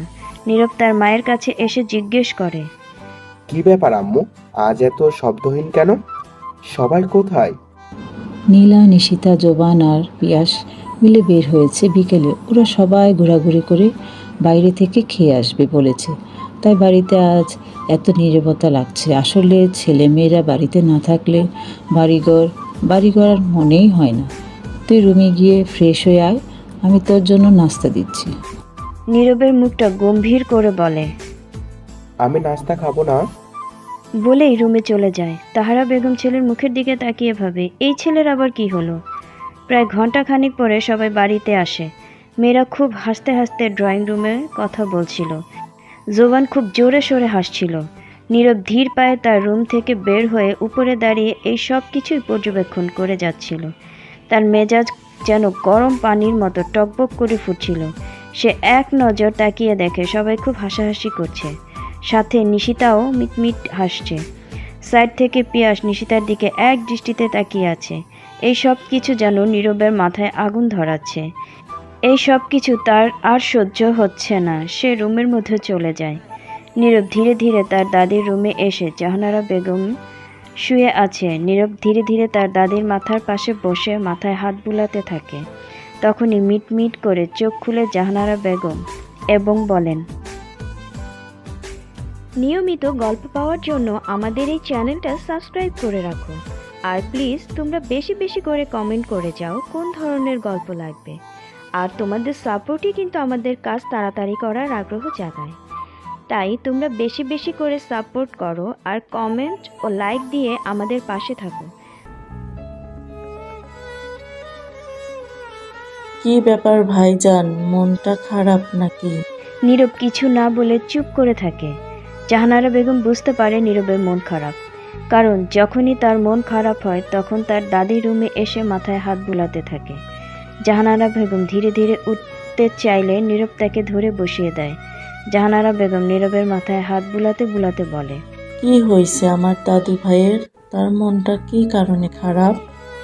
নীরব তার দাদির মুখের দিকে তাকিয়ে বলে, আচ্ছা দাদি, যখন তোমার কোনো খারাপ লাগার মতো কিছু ধীরে ধীরে ভালো লাগতে শুরু করে আর তুমি তখন দেখলে যে সেই জিনিসটা অন্য কারোর নজরে পড়েছে, তখন কি করবা? কেন রে দাদু ভাই, কি এমন জিনিস তোর ভালো লাগা শুরু হইল, সেটারে আবার অন্যজনের পছন্দ হওয়া শুরু হইল? আছে কিছু একটা, তুমি আমার প্রশ্নের উত্তর দাও। কোনো ভালো না লাগা জিনিস আবার কেমনে ভালো লাগে? আর যদি ভালোই লাগে তবে তারে ভালো কইরা বাইন্দা ধইরা নিজের কাছে রাখতে হইব, কারণ নইলে ওইটা হারাইয়া যাওয়ার সম্ভাবনা বেশি থাকে। অবহেলার কোনো জিনিস নিজের কাছে বন্দি থাকে না রে দাদু ভাই। নিজের ভালো লাগার জিনিসটারে ভালোবাসা দিয়া, আদর যত্ন দিয়া, শক্ত কইরা নিজের কাছে বাইন্ধা রাখতে হয়। তুচ্ছ তাচ্ছিল্য করা, ডর ভয়, বিনা যত্নে অনেক সময় আমাকে অনেক কিছু হারাইয়া যায়। অনেক সময় তো শুধু হারাইয়া না, নিজের চোখের সামনে নিজের ভালো লাগার জিনিসটা অন্য কারো হইয়া যায়। নীরব তখন তার দাদুর মাথায় হাত বুলিয়ে দিয়ে বলে, দিদান তুমি ঘুমাও, তোমার শরীর খারাপ, তোমার এত রাতে জাগতে হবে না। বলে সে রুম থেকে বের হয়ে যায়। রুমে এসে সে ভাবতে থাকে কি করবে। বাবা তার উপর প্রচণ্ড রকমের রেগে আছে। কি করে বলবে সেই তুচ্ছ তাচ্ছিল্য করা অজ পাড়া গায়ের মেয়েটাই যে তার ভালো লাগার মেয়ে ছিল। সে কি আর জানতো এটা সেই মেয়ে? প্রচণ্ড অস্থিরতায় তার খুব খারাপ লাগতে শুরু করে। সে অস্থির হয়ে একসময় ঘর থেকে বের হয়ে ছাদে যাওয়ার জন্য পা বাড়াচ্ছিল। তখনই দেখতে পায় পানি হাতে উপরের দিকে আসছে নিশিতা। নীরব তখনই থেমে যায়। নিশিতা তার কাছাকাছি আসতেই নীরব বলে, আমার খুব পানি পিপাসা পেয়েছে, পানিটা নিয়ে আমার রুমে আসো। নিশিতা ঠায় চুপচাপ দাঁড়িয়ে থাকে। সে বুঝতে পারছে না কি করবে। এই প্রথম নীরব তাকে তার রুমে যেতে বলছে। যাবে কি যাবে না বুঝতে পারছে না। যেই রাগী মানুষ, না গেলে যদি আবার চিৎকার চেঁচামেচি শুরু করে। তাই নিশিতা একটু একটু করে পা বাড়ায়। নীরবে রুমের দিকে দরজার কাছে এসে দাঁড়িয়ে যায়। নিশিতাকে দরজার সামনে দাঁড়িয়ে থাকতে দেখে নীরব বলে, কি হলো, ওইখানে দাঁড়িয়ে আছো কেন? ভেতরে আসো। নিশিতা ধীরে ধীরে রুমের ভিতরে প্রবেশ করে পানিটা সাইড টেবিলে রেখে উল্টো দিকে ঘুরে চলে আসতে নিবে। আর তখনই নীরব সামনে এসে বলে, আমি তোমাকে যেতে বলেছি, যাচ্ছ কেন? নিশিতার বুকের ভিতরে ঠিপ ঠিপ করতে থাকে। তার খুব ভয় হচ্ছে লোকটা না আবার তাকে কিছু নিয়ে বকাবকি শুরু করে দেয়। নীরব ধীরে ধীরে নিশিতার কাছে এগিয়ে আসে। হঠাৎই নিশিতার বাহুতে হাত দিয়ে ধরে বলতে থাকে, কোথায় গিয়েছিলে আজ? নিশিতার শরীর যেন আকস্মিক কেঁপে ওঠে নীরবের ছোঁয়াতে। নিশিতা ধীরে ধীরে বলে যে, পিয়াস ভাইয়া ঘোরাতে নিয়ে গিয়েছিল। ঘুরে আসার পরও নিচে এমন হাসাহাসি করছিলে কেন? আমি হাসছিলাম না তো, নীলা আপু জোবান ভাইয়াকে নিয়ে হাসছিল। বাহ, ভালো তো, সবার নাম মুখস্থ হয়ে গেছে, আমার নাম জানো তো? নিশিতা কি বলবে বুঝেই পায় না। আসলেই তো সে নীরবের নামই জানে না। তোমাকে সেদিন বলেছিলাম ছেলেদের কাছ থেকে দূরে থাকার জন্য, কিন্তু তুমি তো আমার কথা শুনছো না কেন? আমি জানি না, না চাইতেও সর্বদা তোমার কথাই ভাবি। তুমি আমাকে অগোছালো করে দিয়েছো। নিশিতা কি বলবে বুঝতে পারছে না। যে কোনোভাবেই হোক, যেভাবেই হোক, কবুল তো সে বলেছে। আর সেই হিসেবে নীরব তার স্বামী, এটা তো সে অস্বীকার করতে পারবে না। আমার কথাগুলো যেন মনে থাকে, এরপরও কোনো ছেলেদের সাথে আমি যেন আর তোমাকে না দেখি, সেটা যেই ছেলেই হোক। আমি চাই না আমার বউ অন্য পরপুরুষের সাথে ঘুরে বেড়াক, তার সৌন্দর্য অন্য কাউকে দেখে বেড়াক। Do you understand? বলেই নিশিতাকে ছেড়ে দেয়। নিশিতা যেন হাঁপ ছেড়ে বাঁচে। সে এক পা করে দরজার সামনে যেই নিজের রুমে দৌড় দেয়। রুমে এসেই ভাবতে থাকে নীরব তাকে কি বলল এগুলো। তার মানে সে জোবান আর পিয়াসের সামনেও তেমন যেতে পারবে না, এটাই বোঝাতে চাচ্ছিল। খুব সাবধানে থাকতে হবে, এই বদরাগী লোকটা কখন জানি কি করে ফেলে। পরের দিন সকালবেলা নিশিতা রেডি হয়, কিন্তু কালকে রাতের কথা মতো মাথায় হিজাব বাঁধতে ভুলে যায়নি। নীলা নিশিতা দুইজনই ডাইনিং রুমে ব্রেকফাস্ট করছিল। তখনই পিয়াস এসে নীলাকে বলে, একেবারে রেডি হয়ে নেমেছিস? তোদেরকে নামিয়ে দিয়ে আমার তাড়াতাড়ি অফিসে যেতে হবে, আজ একটা মিটিং আছে। পেছন থেকে কেউ একজন বলে ওঠে, তোকে আর কষ্ট করতে হবে না, আমি ওদের কলেজে নিয়ে যাব, তুই বরং অফিসে চলে যাও। আসলে নীরব আর পিয়াস 3 মাসের ছোট বড়, তাই দুজনে দুজনকে তুই তুই করেই কথা বলে। ডাইনিং টেবিল থেকে শরীফ সাহেব নীরবের দিকে তাকিয়ে তাহেরা বেগমকে ইশারা করে জিজ্ঞেস করে, ব্যাপারটা কি? তাহেরা বেগম মাথা নেড়ে না বোঝায়, মানে সে জানে না, তাই দুজনেই চুপচাপ দেখতে থাকে। তুই বললি আজ নাকি মিটিং আছে তোর, আবার নাকি তারাও আছে। নীরব ঠিকই বলেছে, তুই অফিসে চলে যা। সমস্যা নেই, আমি ওদের নামিয়ে দিয়ে গেলেও সমস্যা হবে না। সমস্যা তো কেউ বলছে না, আমি ওদিকেই যাচ্ছি, তাই বলছিলাম তুই চলে যা, খামোকা তোর এত প্যারেশানির কি দরকার? পিয়াস বাবা, তুমি না হয় আজ চলে যাও। নীরব যখন বলেছে ওদিকে যাবে, তাহলে ও ওদের নিয়ে যাক। পিয়াস তখন মনটা খারাপ করে বলে, আচ্ছা ঠিক আছে। এভাবেই চলে যাচ্ছিল দিন। এভাবেই কেটে যায় 5 মাস। নীরব তার বন্ধু জনির সাথে কথা বলছিল। মূলত জনি আজ 2 দিন হলো ইউএস থেকে বাংলাদেশে এসেছে। নীরব ইউএসএ থাকাকালীন জনি ছিল তার খুব ঘনিষ্ঠ এবং কাছের বন্ধু, তাই সে জনির সাথে সব কিছু শেয়ার করে। জনি এসে নীরবকে নানান কথা বলছিল। নীরবের যে কাজিন নীরবের জন্য পাগল, তার কথা জিজ্ঞেস করতেই নীরব বলে, তোকে তো ফোনেই বলেছিলাম, আমার কাহিনী পুরোটাই নাটকের মতো হয়ে গেছে, সবকিছু যেন মাথায় ঢুকছে না। আর বাবা মা হিসেবে তারা আমার কাছে এটুকু আবদার করছিল, আমার অনিচ্ছে সত্ত্বেও সেদিন আমাকে কবুল বলতে হয়েছে। মেয়েটা এতটাই সুন্দর বলে বোঝাতে পারবো না, অসম্ভব সুন্দরী যাকে বলে। বিয়ের আগে এক নজর দেখেছিলাম, শুধু চুল আর চোখ ছাড়া কিছুই দেখতে পাইনি। তাছাড়া কি বিয়ের দিন থেকে প্রায় 1 মাসের মতো কেটে গেছে, বউয়ের চেহারাই দেখিনি। তার সাথে প্রচুর খারাপ ব্যবহার করেছি, খুব বাজে বাজে কথাও বলেছি। এমনকি সে যেন কখনো কোনো সময় আমার বউয়ের দাবি নিয়ে সামনে না আসে সেটাও বলেছিলাম। কিন্তু তাকে দেখার পর থেকে এখন আমার ভেতরে অস্থিরতা বেড়েই চলেছে। তাকে কারোর সাথে সহ্যই হয় না, কেউ তার দিকে তাকালে নিজের প্রতি খুব রাগ হয়। দিনে দিনে আমি তার প্রতি পুরোই আসক্ত হয়ে পড়ছি। এখন মনে হচ্ছে যেন তাকে আমার চাই, সে না হলে আমার চলবে না। কি করব আমি বল? বাহ, বেশ ভালো কথা। যাকে দেখে তোর মনের মধ্যে কড়া নড়ে উঠেছে, মনের গুণটি বেঁধেছে, আর সেই তোর বউ হয়েছে, আর তুই শালা জানিস না এও সম্ভব। তুই কি রে, এখন তুই আঙ্কেল আন্টিকে কীভাবে বলবি যে তোর বউ চাই? এইভাবে না বলে কোনো একটা বুদ্ধি তো দে। কি করব আমার মাথায় কিছুই আসছে না। ঠিক আছে, তোর জন্য বুদ্ধি বের করছি, তবে আজই বুদ্ধি দিতে পারবো না। কয়েকটা দিন একটু ভুগে নে, কারণ তুই মেয়েটার সাথে যেরকম করছিস এতে করে তোরও কিছু শাস্তি পাওয়ার দরকার আছে। সপ্তাহখানেক পরের কথা। সকালবেলা নীলা নিশিতাকে আজ জোর করে হেজাব পরতে দেয়নি, হালকা পাতলা সাজিয়ে দিয়েছে, কারণ আজ তাদের কলেজের নবীনবরণ অনুষ্ঠান। সবাই শাড়ি পরে যাবে, কিন্তু নিশিতাকে হাজার বলেও সে শাড়ি পরাতে রাজি করতে পারেনি। তাই একটা চুড়িদার পরে হালকা সেজে লম্বা একটা বেনি করে নিয়েছে। এতেই যেন মেয়েটাকে অসাধারণ সুন্দরী লাগছিল। মনে হচ্ছিল 1000 মাইল দূর থেকেও কেউ এক নজর তাকিয়েই থাকবে। ওরা ড্রয়িং রুমে এসে দেখে সোফায় বসে আছে সবাই। তখনই শরীফ সাহেব বলে ওঠে, কি ব্যাপার, আজ এত তাড়াতাড়ি কলেজে যাবে? আজকে কোনো ফাংশন আছে নাকি? আমাদের গেট আপ দেখে তো মনে হচ্ছে আজ কলেজে বিশেষ কোনো অনুষ্ঠান আছে। কি ব্যাপার, সাজুগুজু করে কলেজে যাচ্ছিস? দেখিস আবার তোদেরকেও নিয়ে না যায়। নীলা জোবানকে একটা ধাক্কা দিয়ে বলে, ছোট ভাইয়া তুই সবসময় বেশি বেশি বলিস, এটা কেমন কথা? নিয়ে যাবে কেন? তাহেরা কাছে এসে দুজনকে কাছে ডেকে বলে, মাশাল্লাহ, দুজনকে খুব সুন্দর লাগছে, কারো নজর না লাগুক, সাবধানে থাকবে তোমরা। নীরব আর চোখে নিশিতাকে দেখেই যাচ্ছিল, আর রাগে রুচির মতো ফুলছিল। মেয়েটাকে কতবার করে বলেছে হিজাব ছাড়া কলেজে যেতে না, আর সেখানে মেয়েটা হেজাব তো বাঁধেই নি, আবার সেজেছে।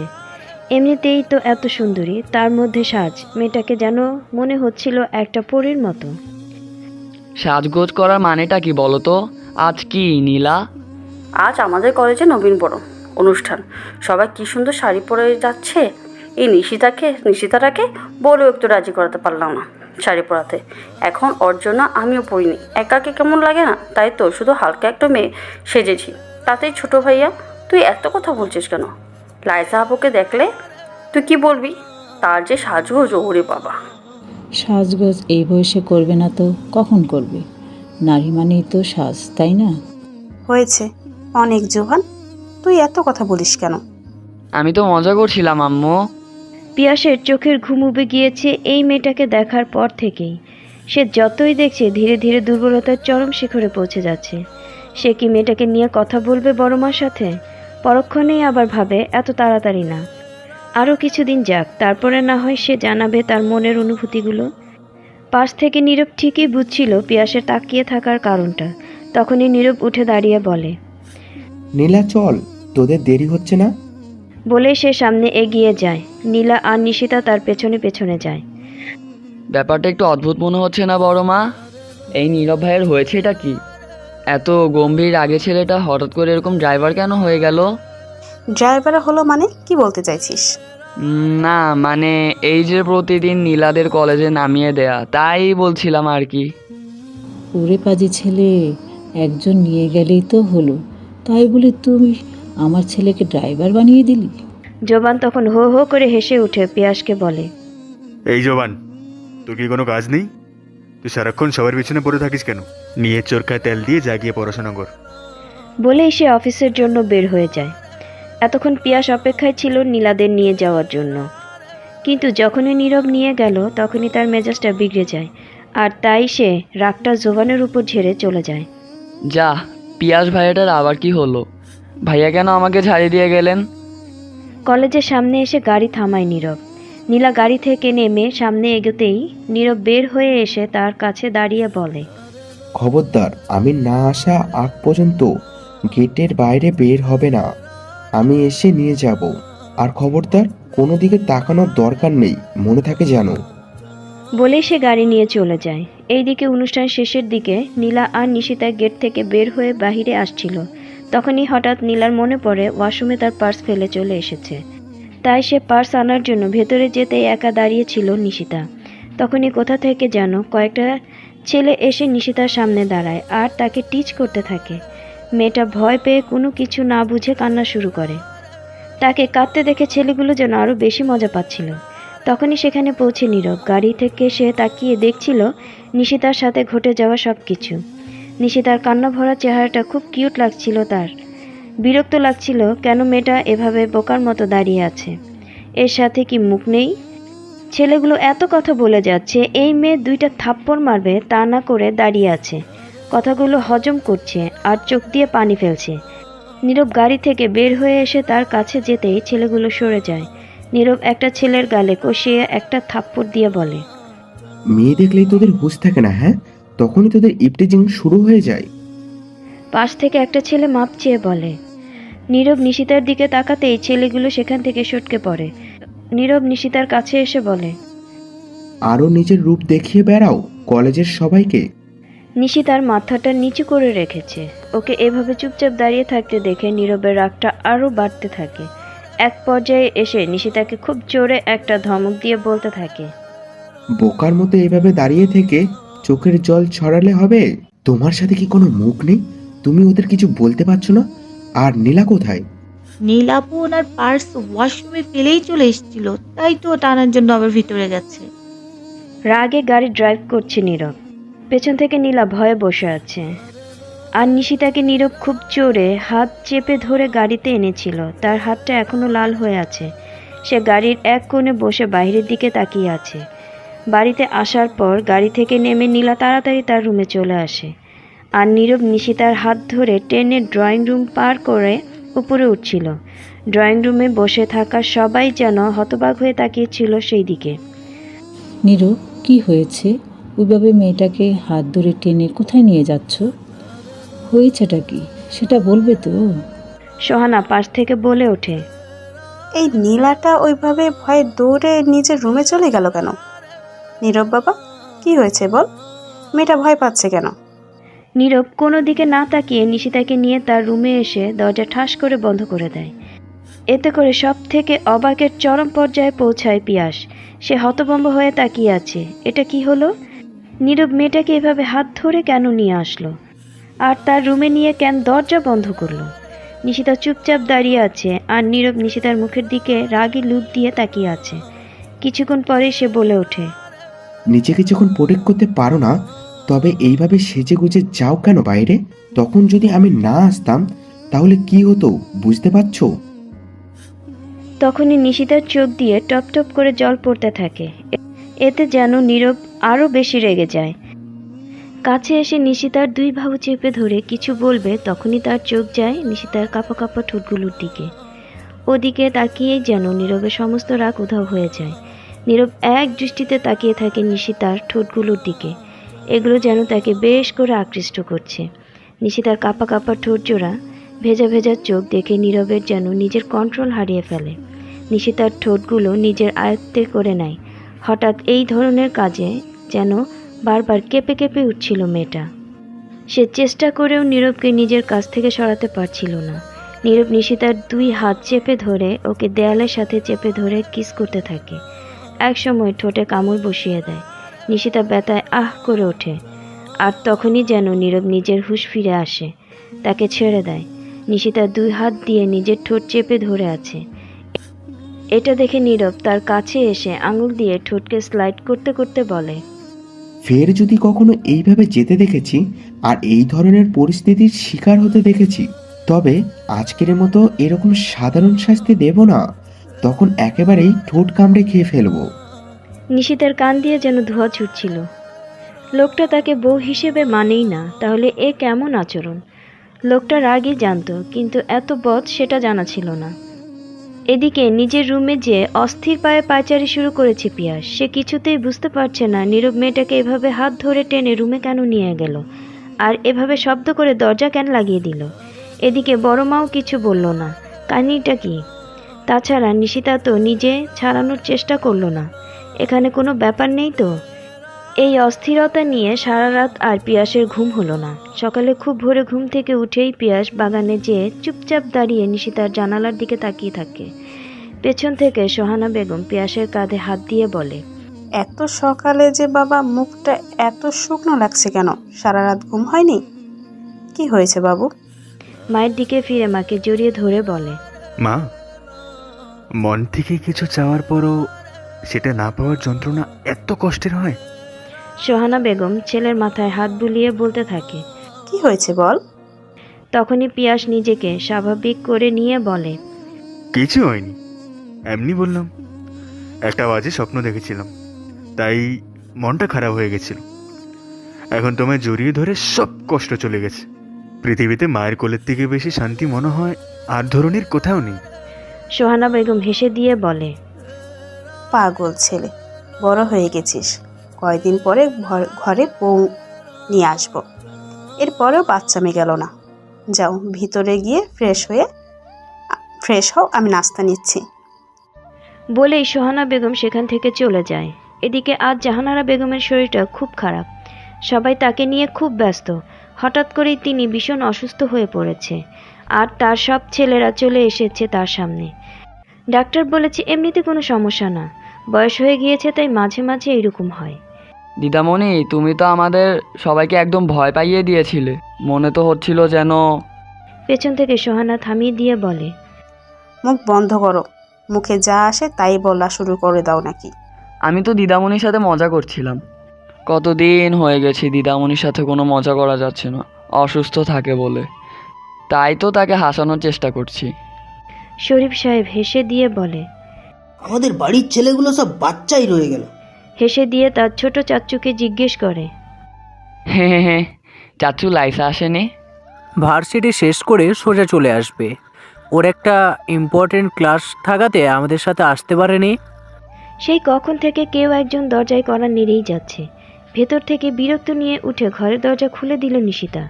সামনে থেকে মেয়েটা ওর দিকে রাগান্বিত চোখে তাকিয়ে আছে।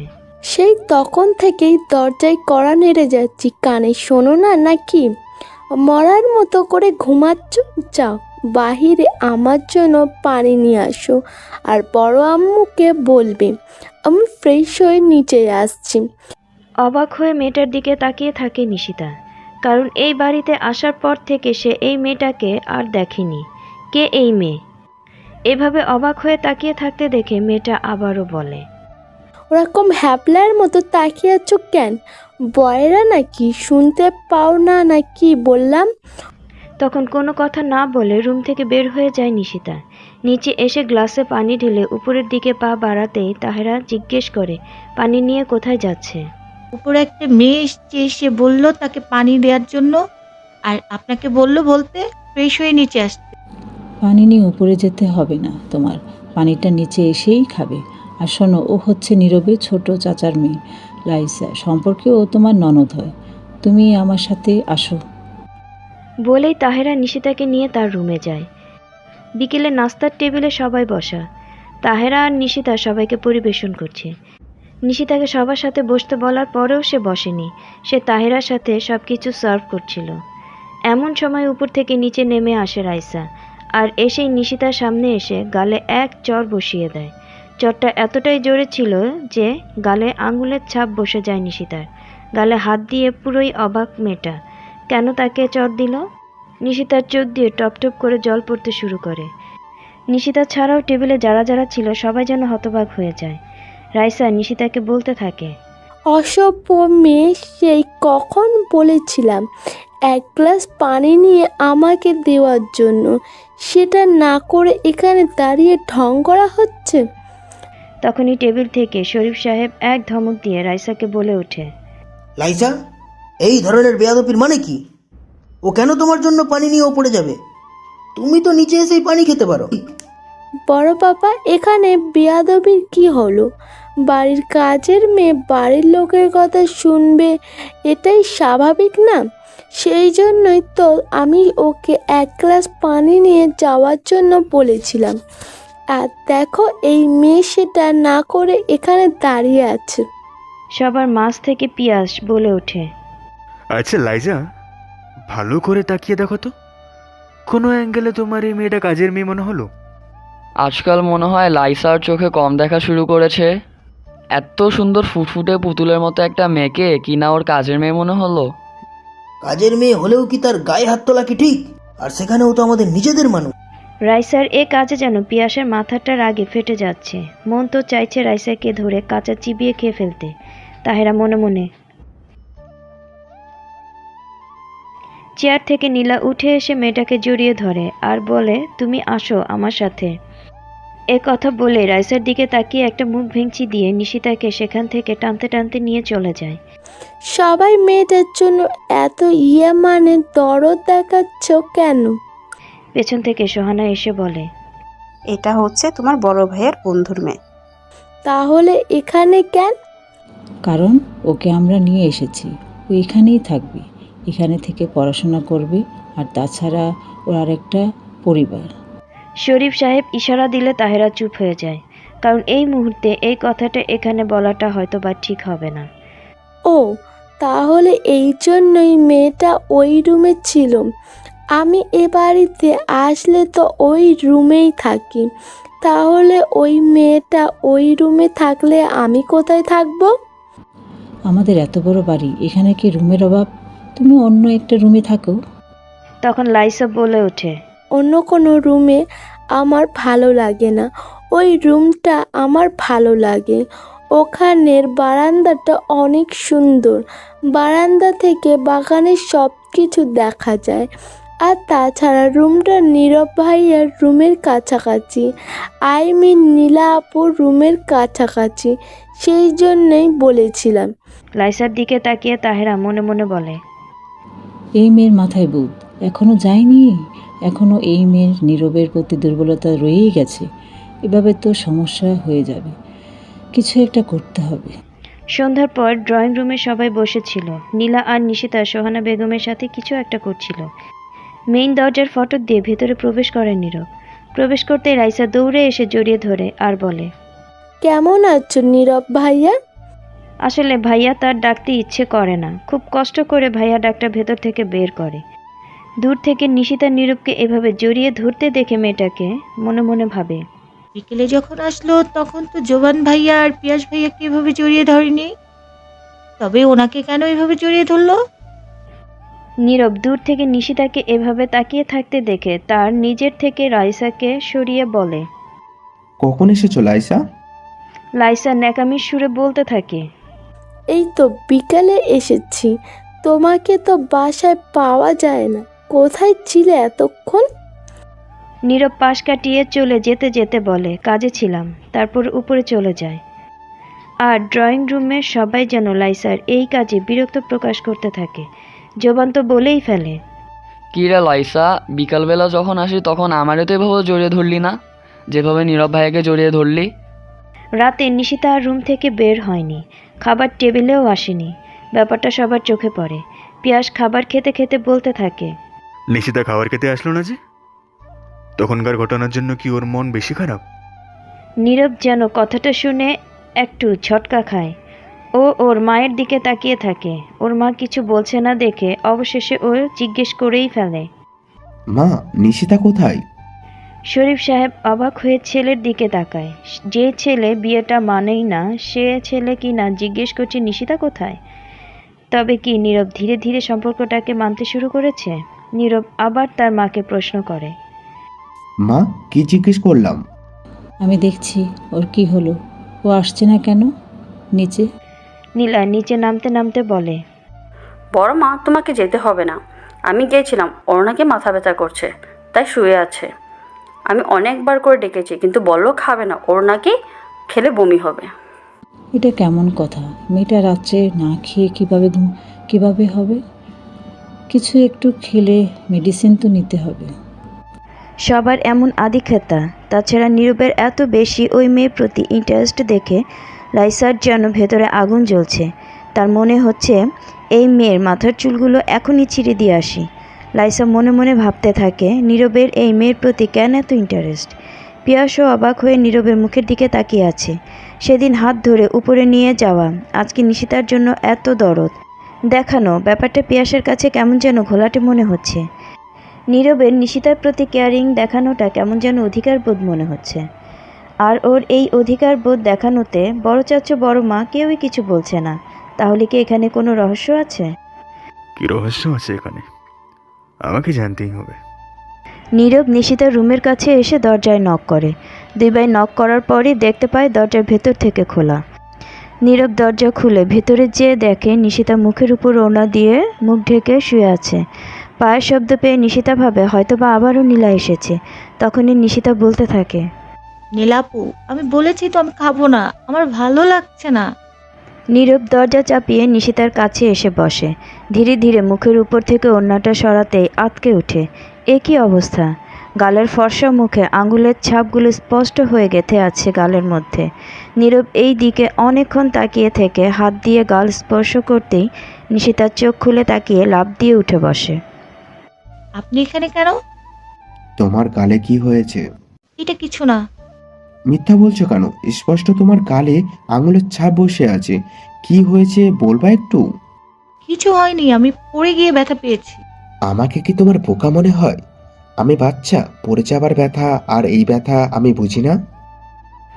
চোখগুলো লাল করে রাগী স্বরে নিশিতাকে জিজ্ঞেস করে, কি হয়েছে সত্যি করে বলো, তা নয়তো আমার চেয়ে খারাপ আর কেউ হবে না।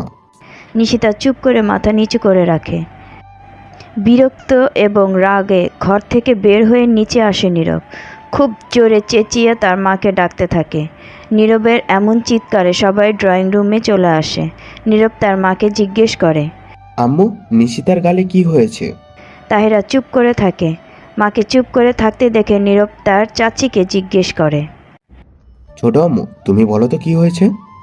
সবার নীরবের আগের সম্বন্ধে ধারণা আছে। একবার রেগে গেলে তার হুঁশ থাকে না। তাই কেউই আসল ব্যাপারটা বলতে চাচ্ছে না, কারণ ঝামেলা হতে পারে। তাই সবাই চুপচাপ দাঁড়িয়ে থাকে। সবাইকে এমন চুপচাপ দাঁড়িয়ে থাকতে দেখে যেন নীরবের রাগের মাত্রাটা আরও বেশি বাড়তে থাকে।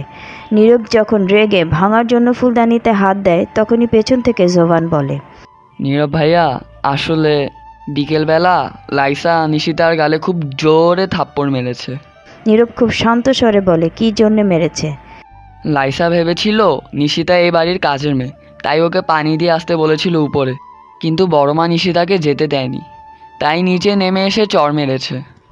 তো লাইসাকে কে বললো যে নিশিতা কাজের মেয়ে? কেউ বলেনি ভাইয়া, ও নিজে থেকেই বুঝে নিয়েছে। লাইসা কোথায়?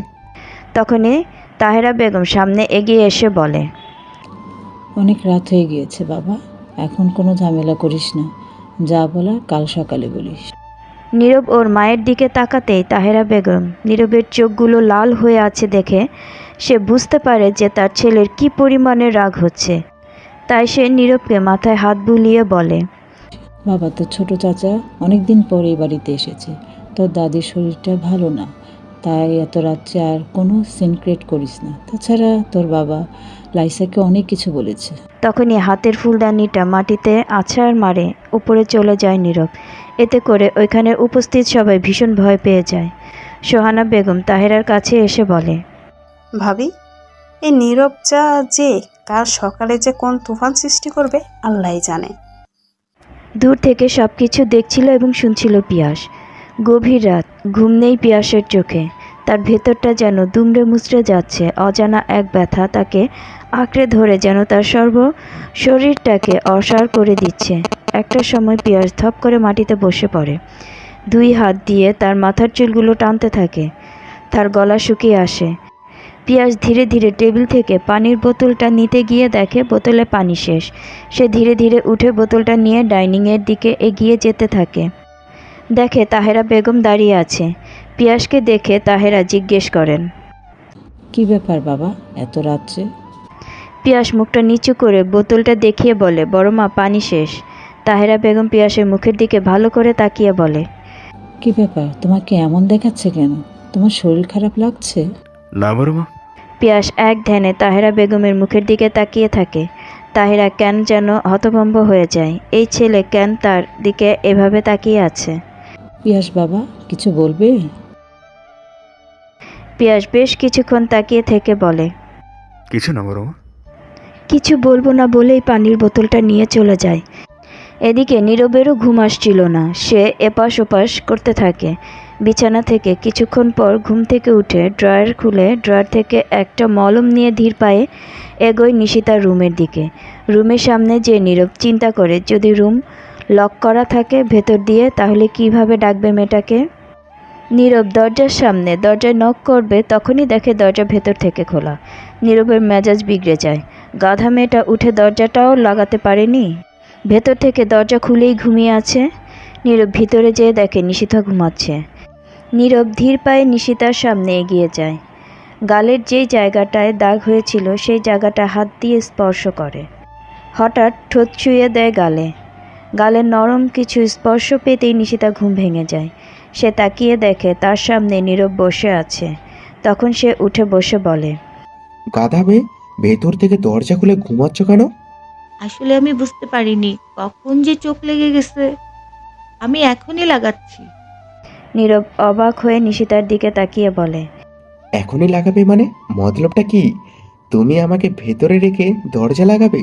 ঠিক আছে, আমার কোনো সমস্যা নেই। নিশিতা মনে মনে বলে, অসভ্য লোক একটা, আমি কখন বললাম এই কথা? নিশিতাকে চুপ থাকতে দেখে নীরব বলে, নীরবতা সম্মতির লক্ষণ। তবে তুমি কি চাচ্ছ আমি থেকে যাই এখানে? নিশিতা বড় বড় চোখ করে নীরবের দিকে তাকিয়ে বলে, আমি কখন এই কথা বললাম? পরের দিন সকালবেলা ব্রেকফাস্ট শেষ করে ড্রয়িং রুমে সবাই বসতেই নীরব লাইসাকে ডাকে। ও আসতেই খুব জোরে চিৎকার করে জিজ্ঞেস করে, কাল তুমি নিশিতার গালে হাত তুলেছ কেন? লাইসাকে চুপ করে থাকতে দেখে সে খুব জোরে চিৎকার করে আবার ধমক দিয়ে বলে, কি হলো, কথা বলছো না কেন? আমি তোমাকে কিছু জিজ্ঞেস করেছি রাইসা। আমি ভেবেছিলাম। কি ভেবেছিলে? ও এই বাড়ির কাজের মেয়ে, তাই না? কোন অ্যাঙ্গেলে, কোন দিক দিয়ে তোমার মনে হয় যে ও এই বাড়ির কাজের মেয়ে? ভালো করে তাকিয়ে দেখেছিলে? নিজেকে ছাড়া তো কখনো কাউকে চোখে পড়ে? তোমার নিজেকে তো অহংকারী ছাড়া আর কিছুই বানাতে পারোনি। নিজের বেশভূষা, চলাফেরা, আচার আচরণ কোনোটাই আজ অবধি তোমার ঠিক হলো না। ছোট চাচা চাচি তো চলে গেছে, তোমাকে কেন রেখে গেছে? বেয়াদবি করার জন্য? সবার সামনে নীরব এইভাবে বলাতে লাইসা বেশ অপমানিত বোধ করতে থাকে। কারো সম্পর্কে পুরোপুরি না জেনে কখনো কাউকে অপমান করতে নেই। লাইসা রাগে হিতাহিত জ্ঞান শূন্য হয়ে পড়ে। সে খুব জোরে চিৎকার করে বলতে থাকে, কে ওই মেয়েটা? ওই মেয়েটার জন্য তোমার এত দরদ কিসের? ওই মেয়েটার জন্য তুমি আমাকে বকা দিচ্ছ, আমাকে অপমান করছো। একটা বাহিরের আশ্রিতা মেয়ে, তার জন্য তুমি আমাকে এতগুলো কথা শোনাচ্ছ? নীরব চিৎকার করে লাইসাকে ধমক দিয়ে বলে, কাকে তুমি বাইরে বলছো? কাকে তুমি আশ্রিতা বলছো? তুমি জানো ও কে? সবার দৃষ্টি তখন নীরবের দিকে। নীরব সবার দিকে তাকিয়ে দৃষ্টি দেয় তার বাবার দিকে। তার বাবা তার মুখের পানে চেয়ে আছে। নীরব লাইসার দিকে তাকিয়ে বলে, ও কোনো আশ্রিতা নয়, না কোনো বাইরের মেয়ে। নিশিতা আমার বিয়ে করা বউ। সবাই স্বাভাবিক থাকলেও পিয়ার যেন 440 ভোল্টের ঝটকা খায়। বিয়ে করা বউ? সে তো ভেবেছিল হয়তো নীরব পছন্দ করে, আর এখন শুনছে কিনা বিয়ে করা বউ। সেজন্যই তো অধিকার বোধ ছিল। শরীফ সাহেব বেশ খুশি। অবশেষে ছেলে স্বীকার করেছে। তাহলে উনি তো এটাই চেয়েছিলেন, যেন নীরব তার নিজ মুখে নিশিতাকে মেনে নেয় এবং সবাইকে বলে নিশিতা তার বউ। নীরবের বাবা ধীরে ধীরে এসে নীরবকে জড়িয়ে ধরে। নিয়মিত গল্প পাওয়ার জন্য আমাদের এই চ্যানেলটা সাবস্ক্রাইব করে রাখো। আর প্লিজ তোমরা বেশি বেশি করে কমেন্ট করে যাও কোন ধরনের গল্প লাগবে। আর তোমাদের সাপোর্টই কিন্তু আমাদের কাজ তাড়াতাড়ি করার আগ্রহ জাগায়। তাই তোমরা বেশি বেশি করে সাপোর্ট করো আর কমেন্ট ও লাইক দিয়ে আমাদের পাশে থাকো। ধন্যবাদ।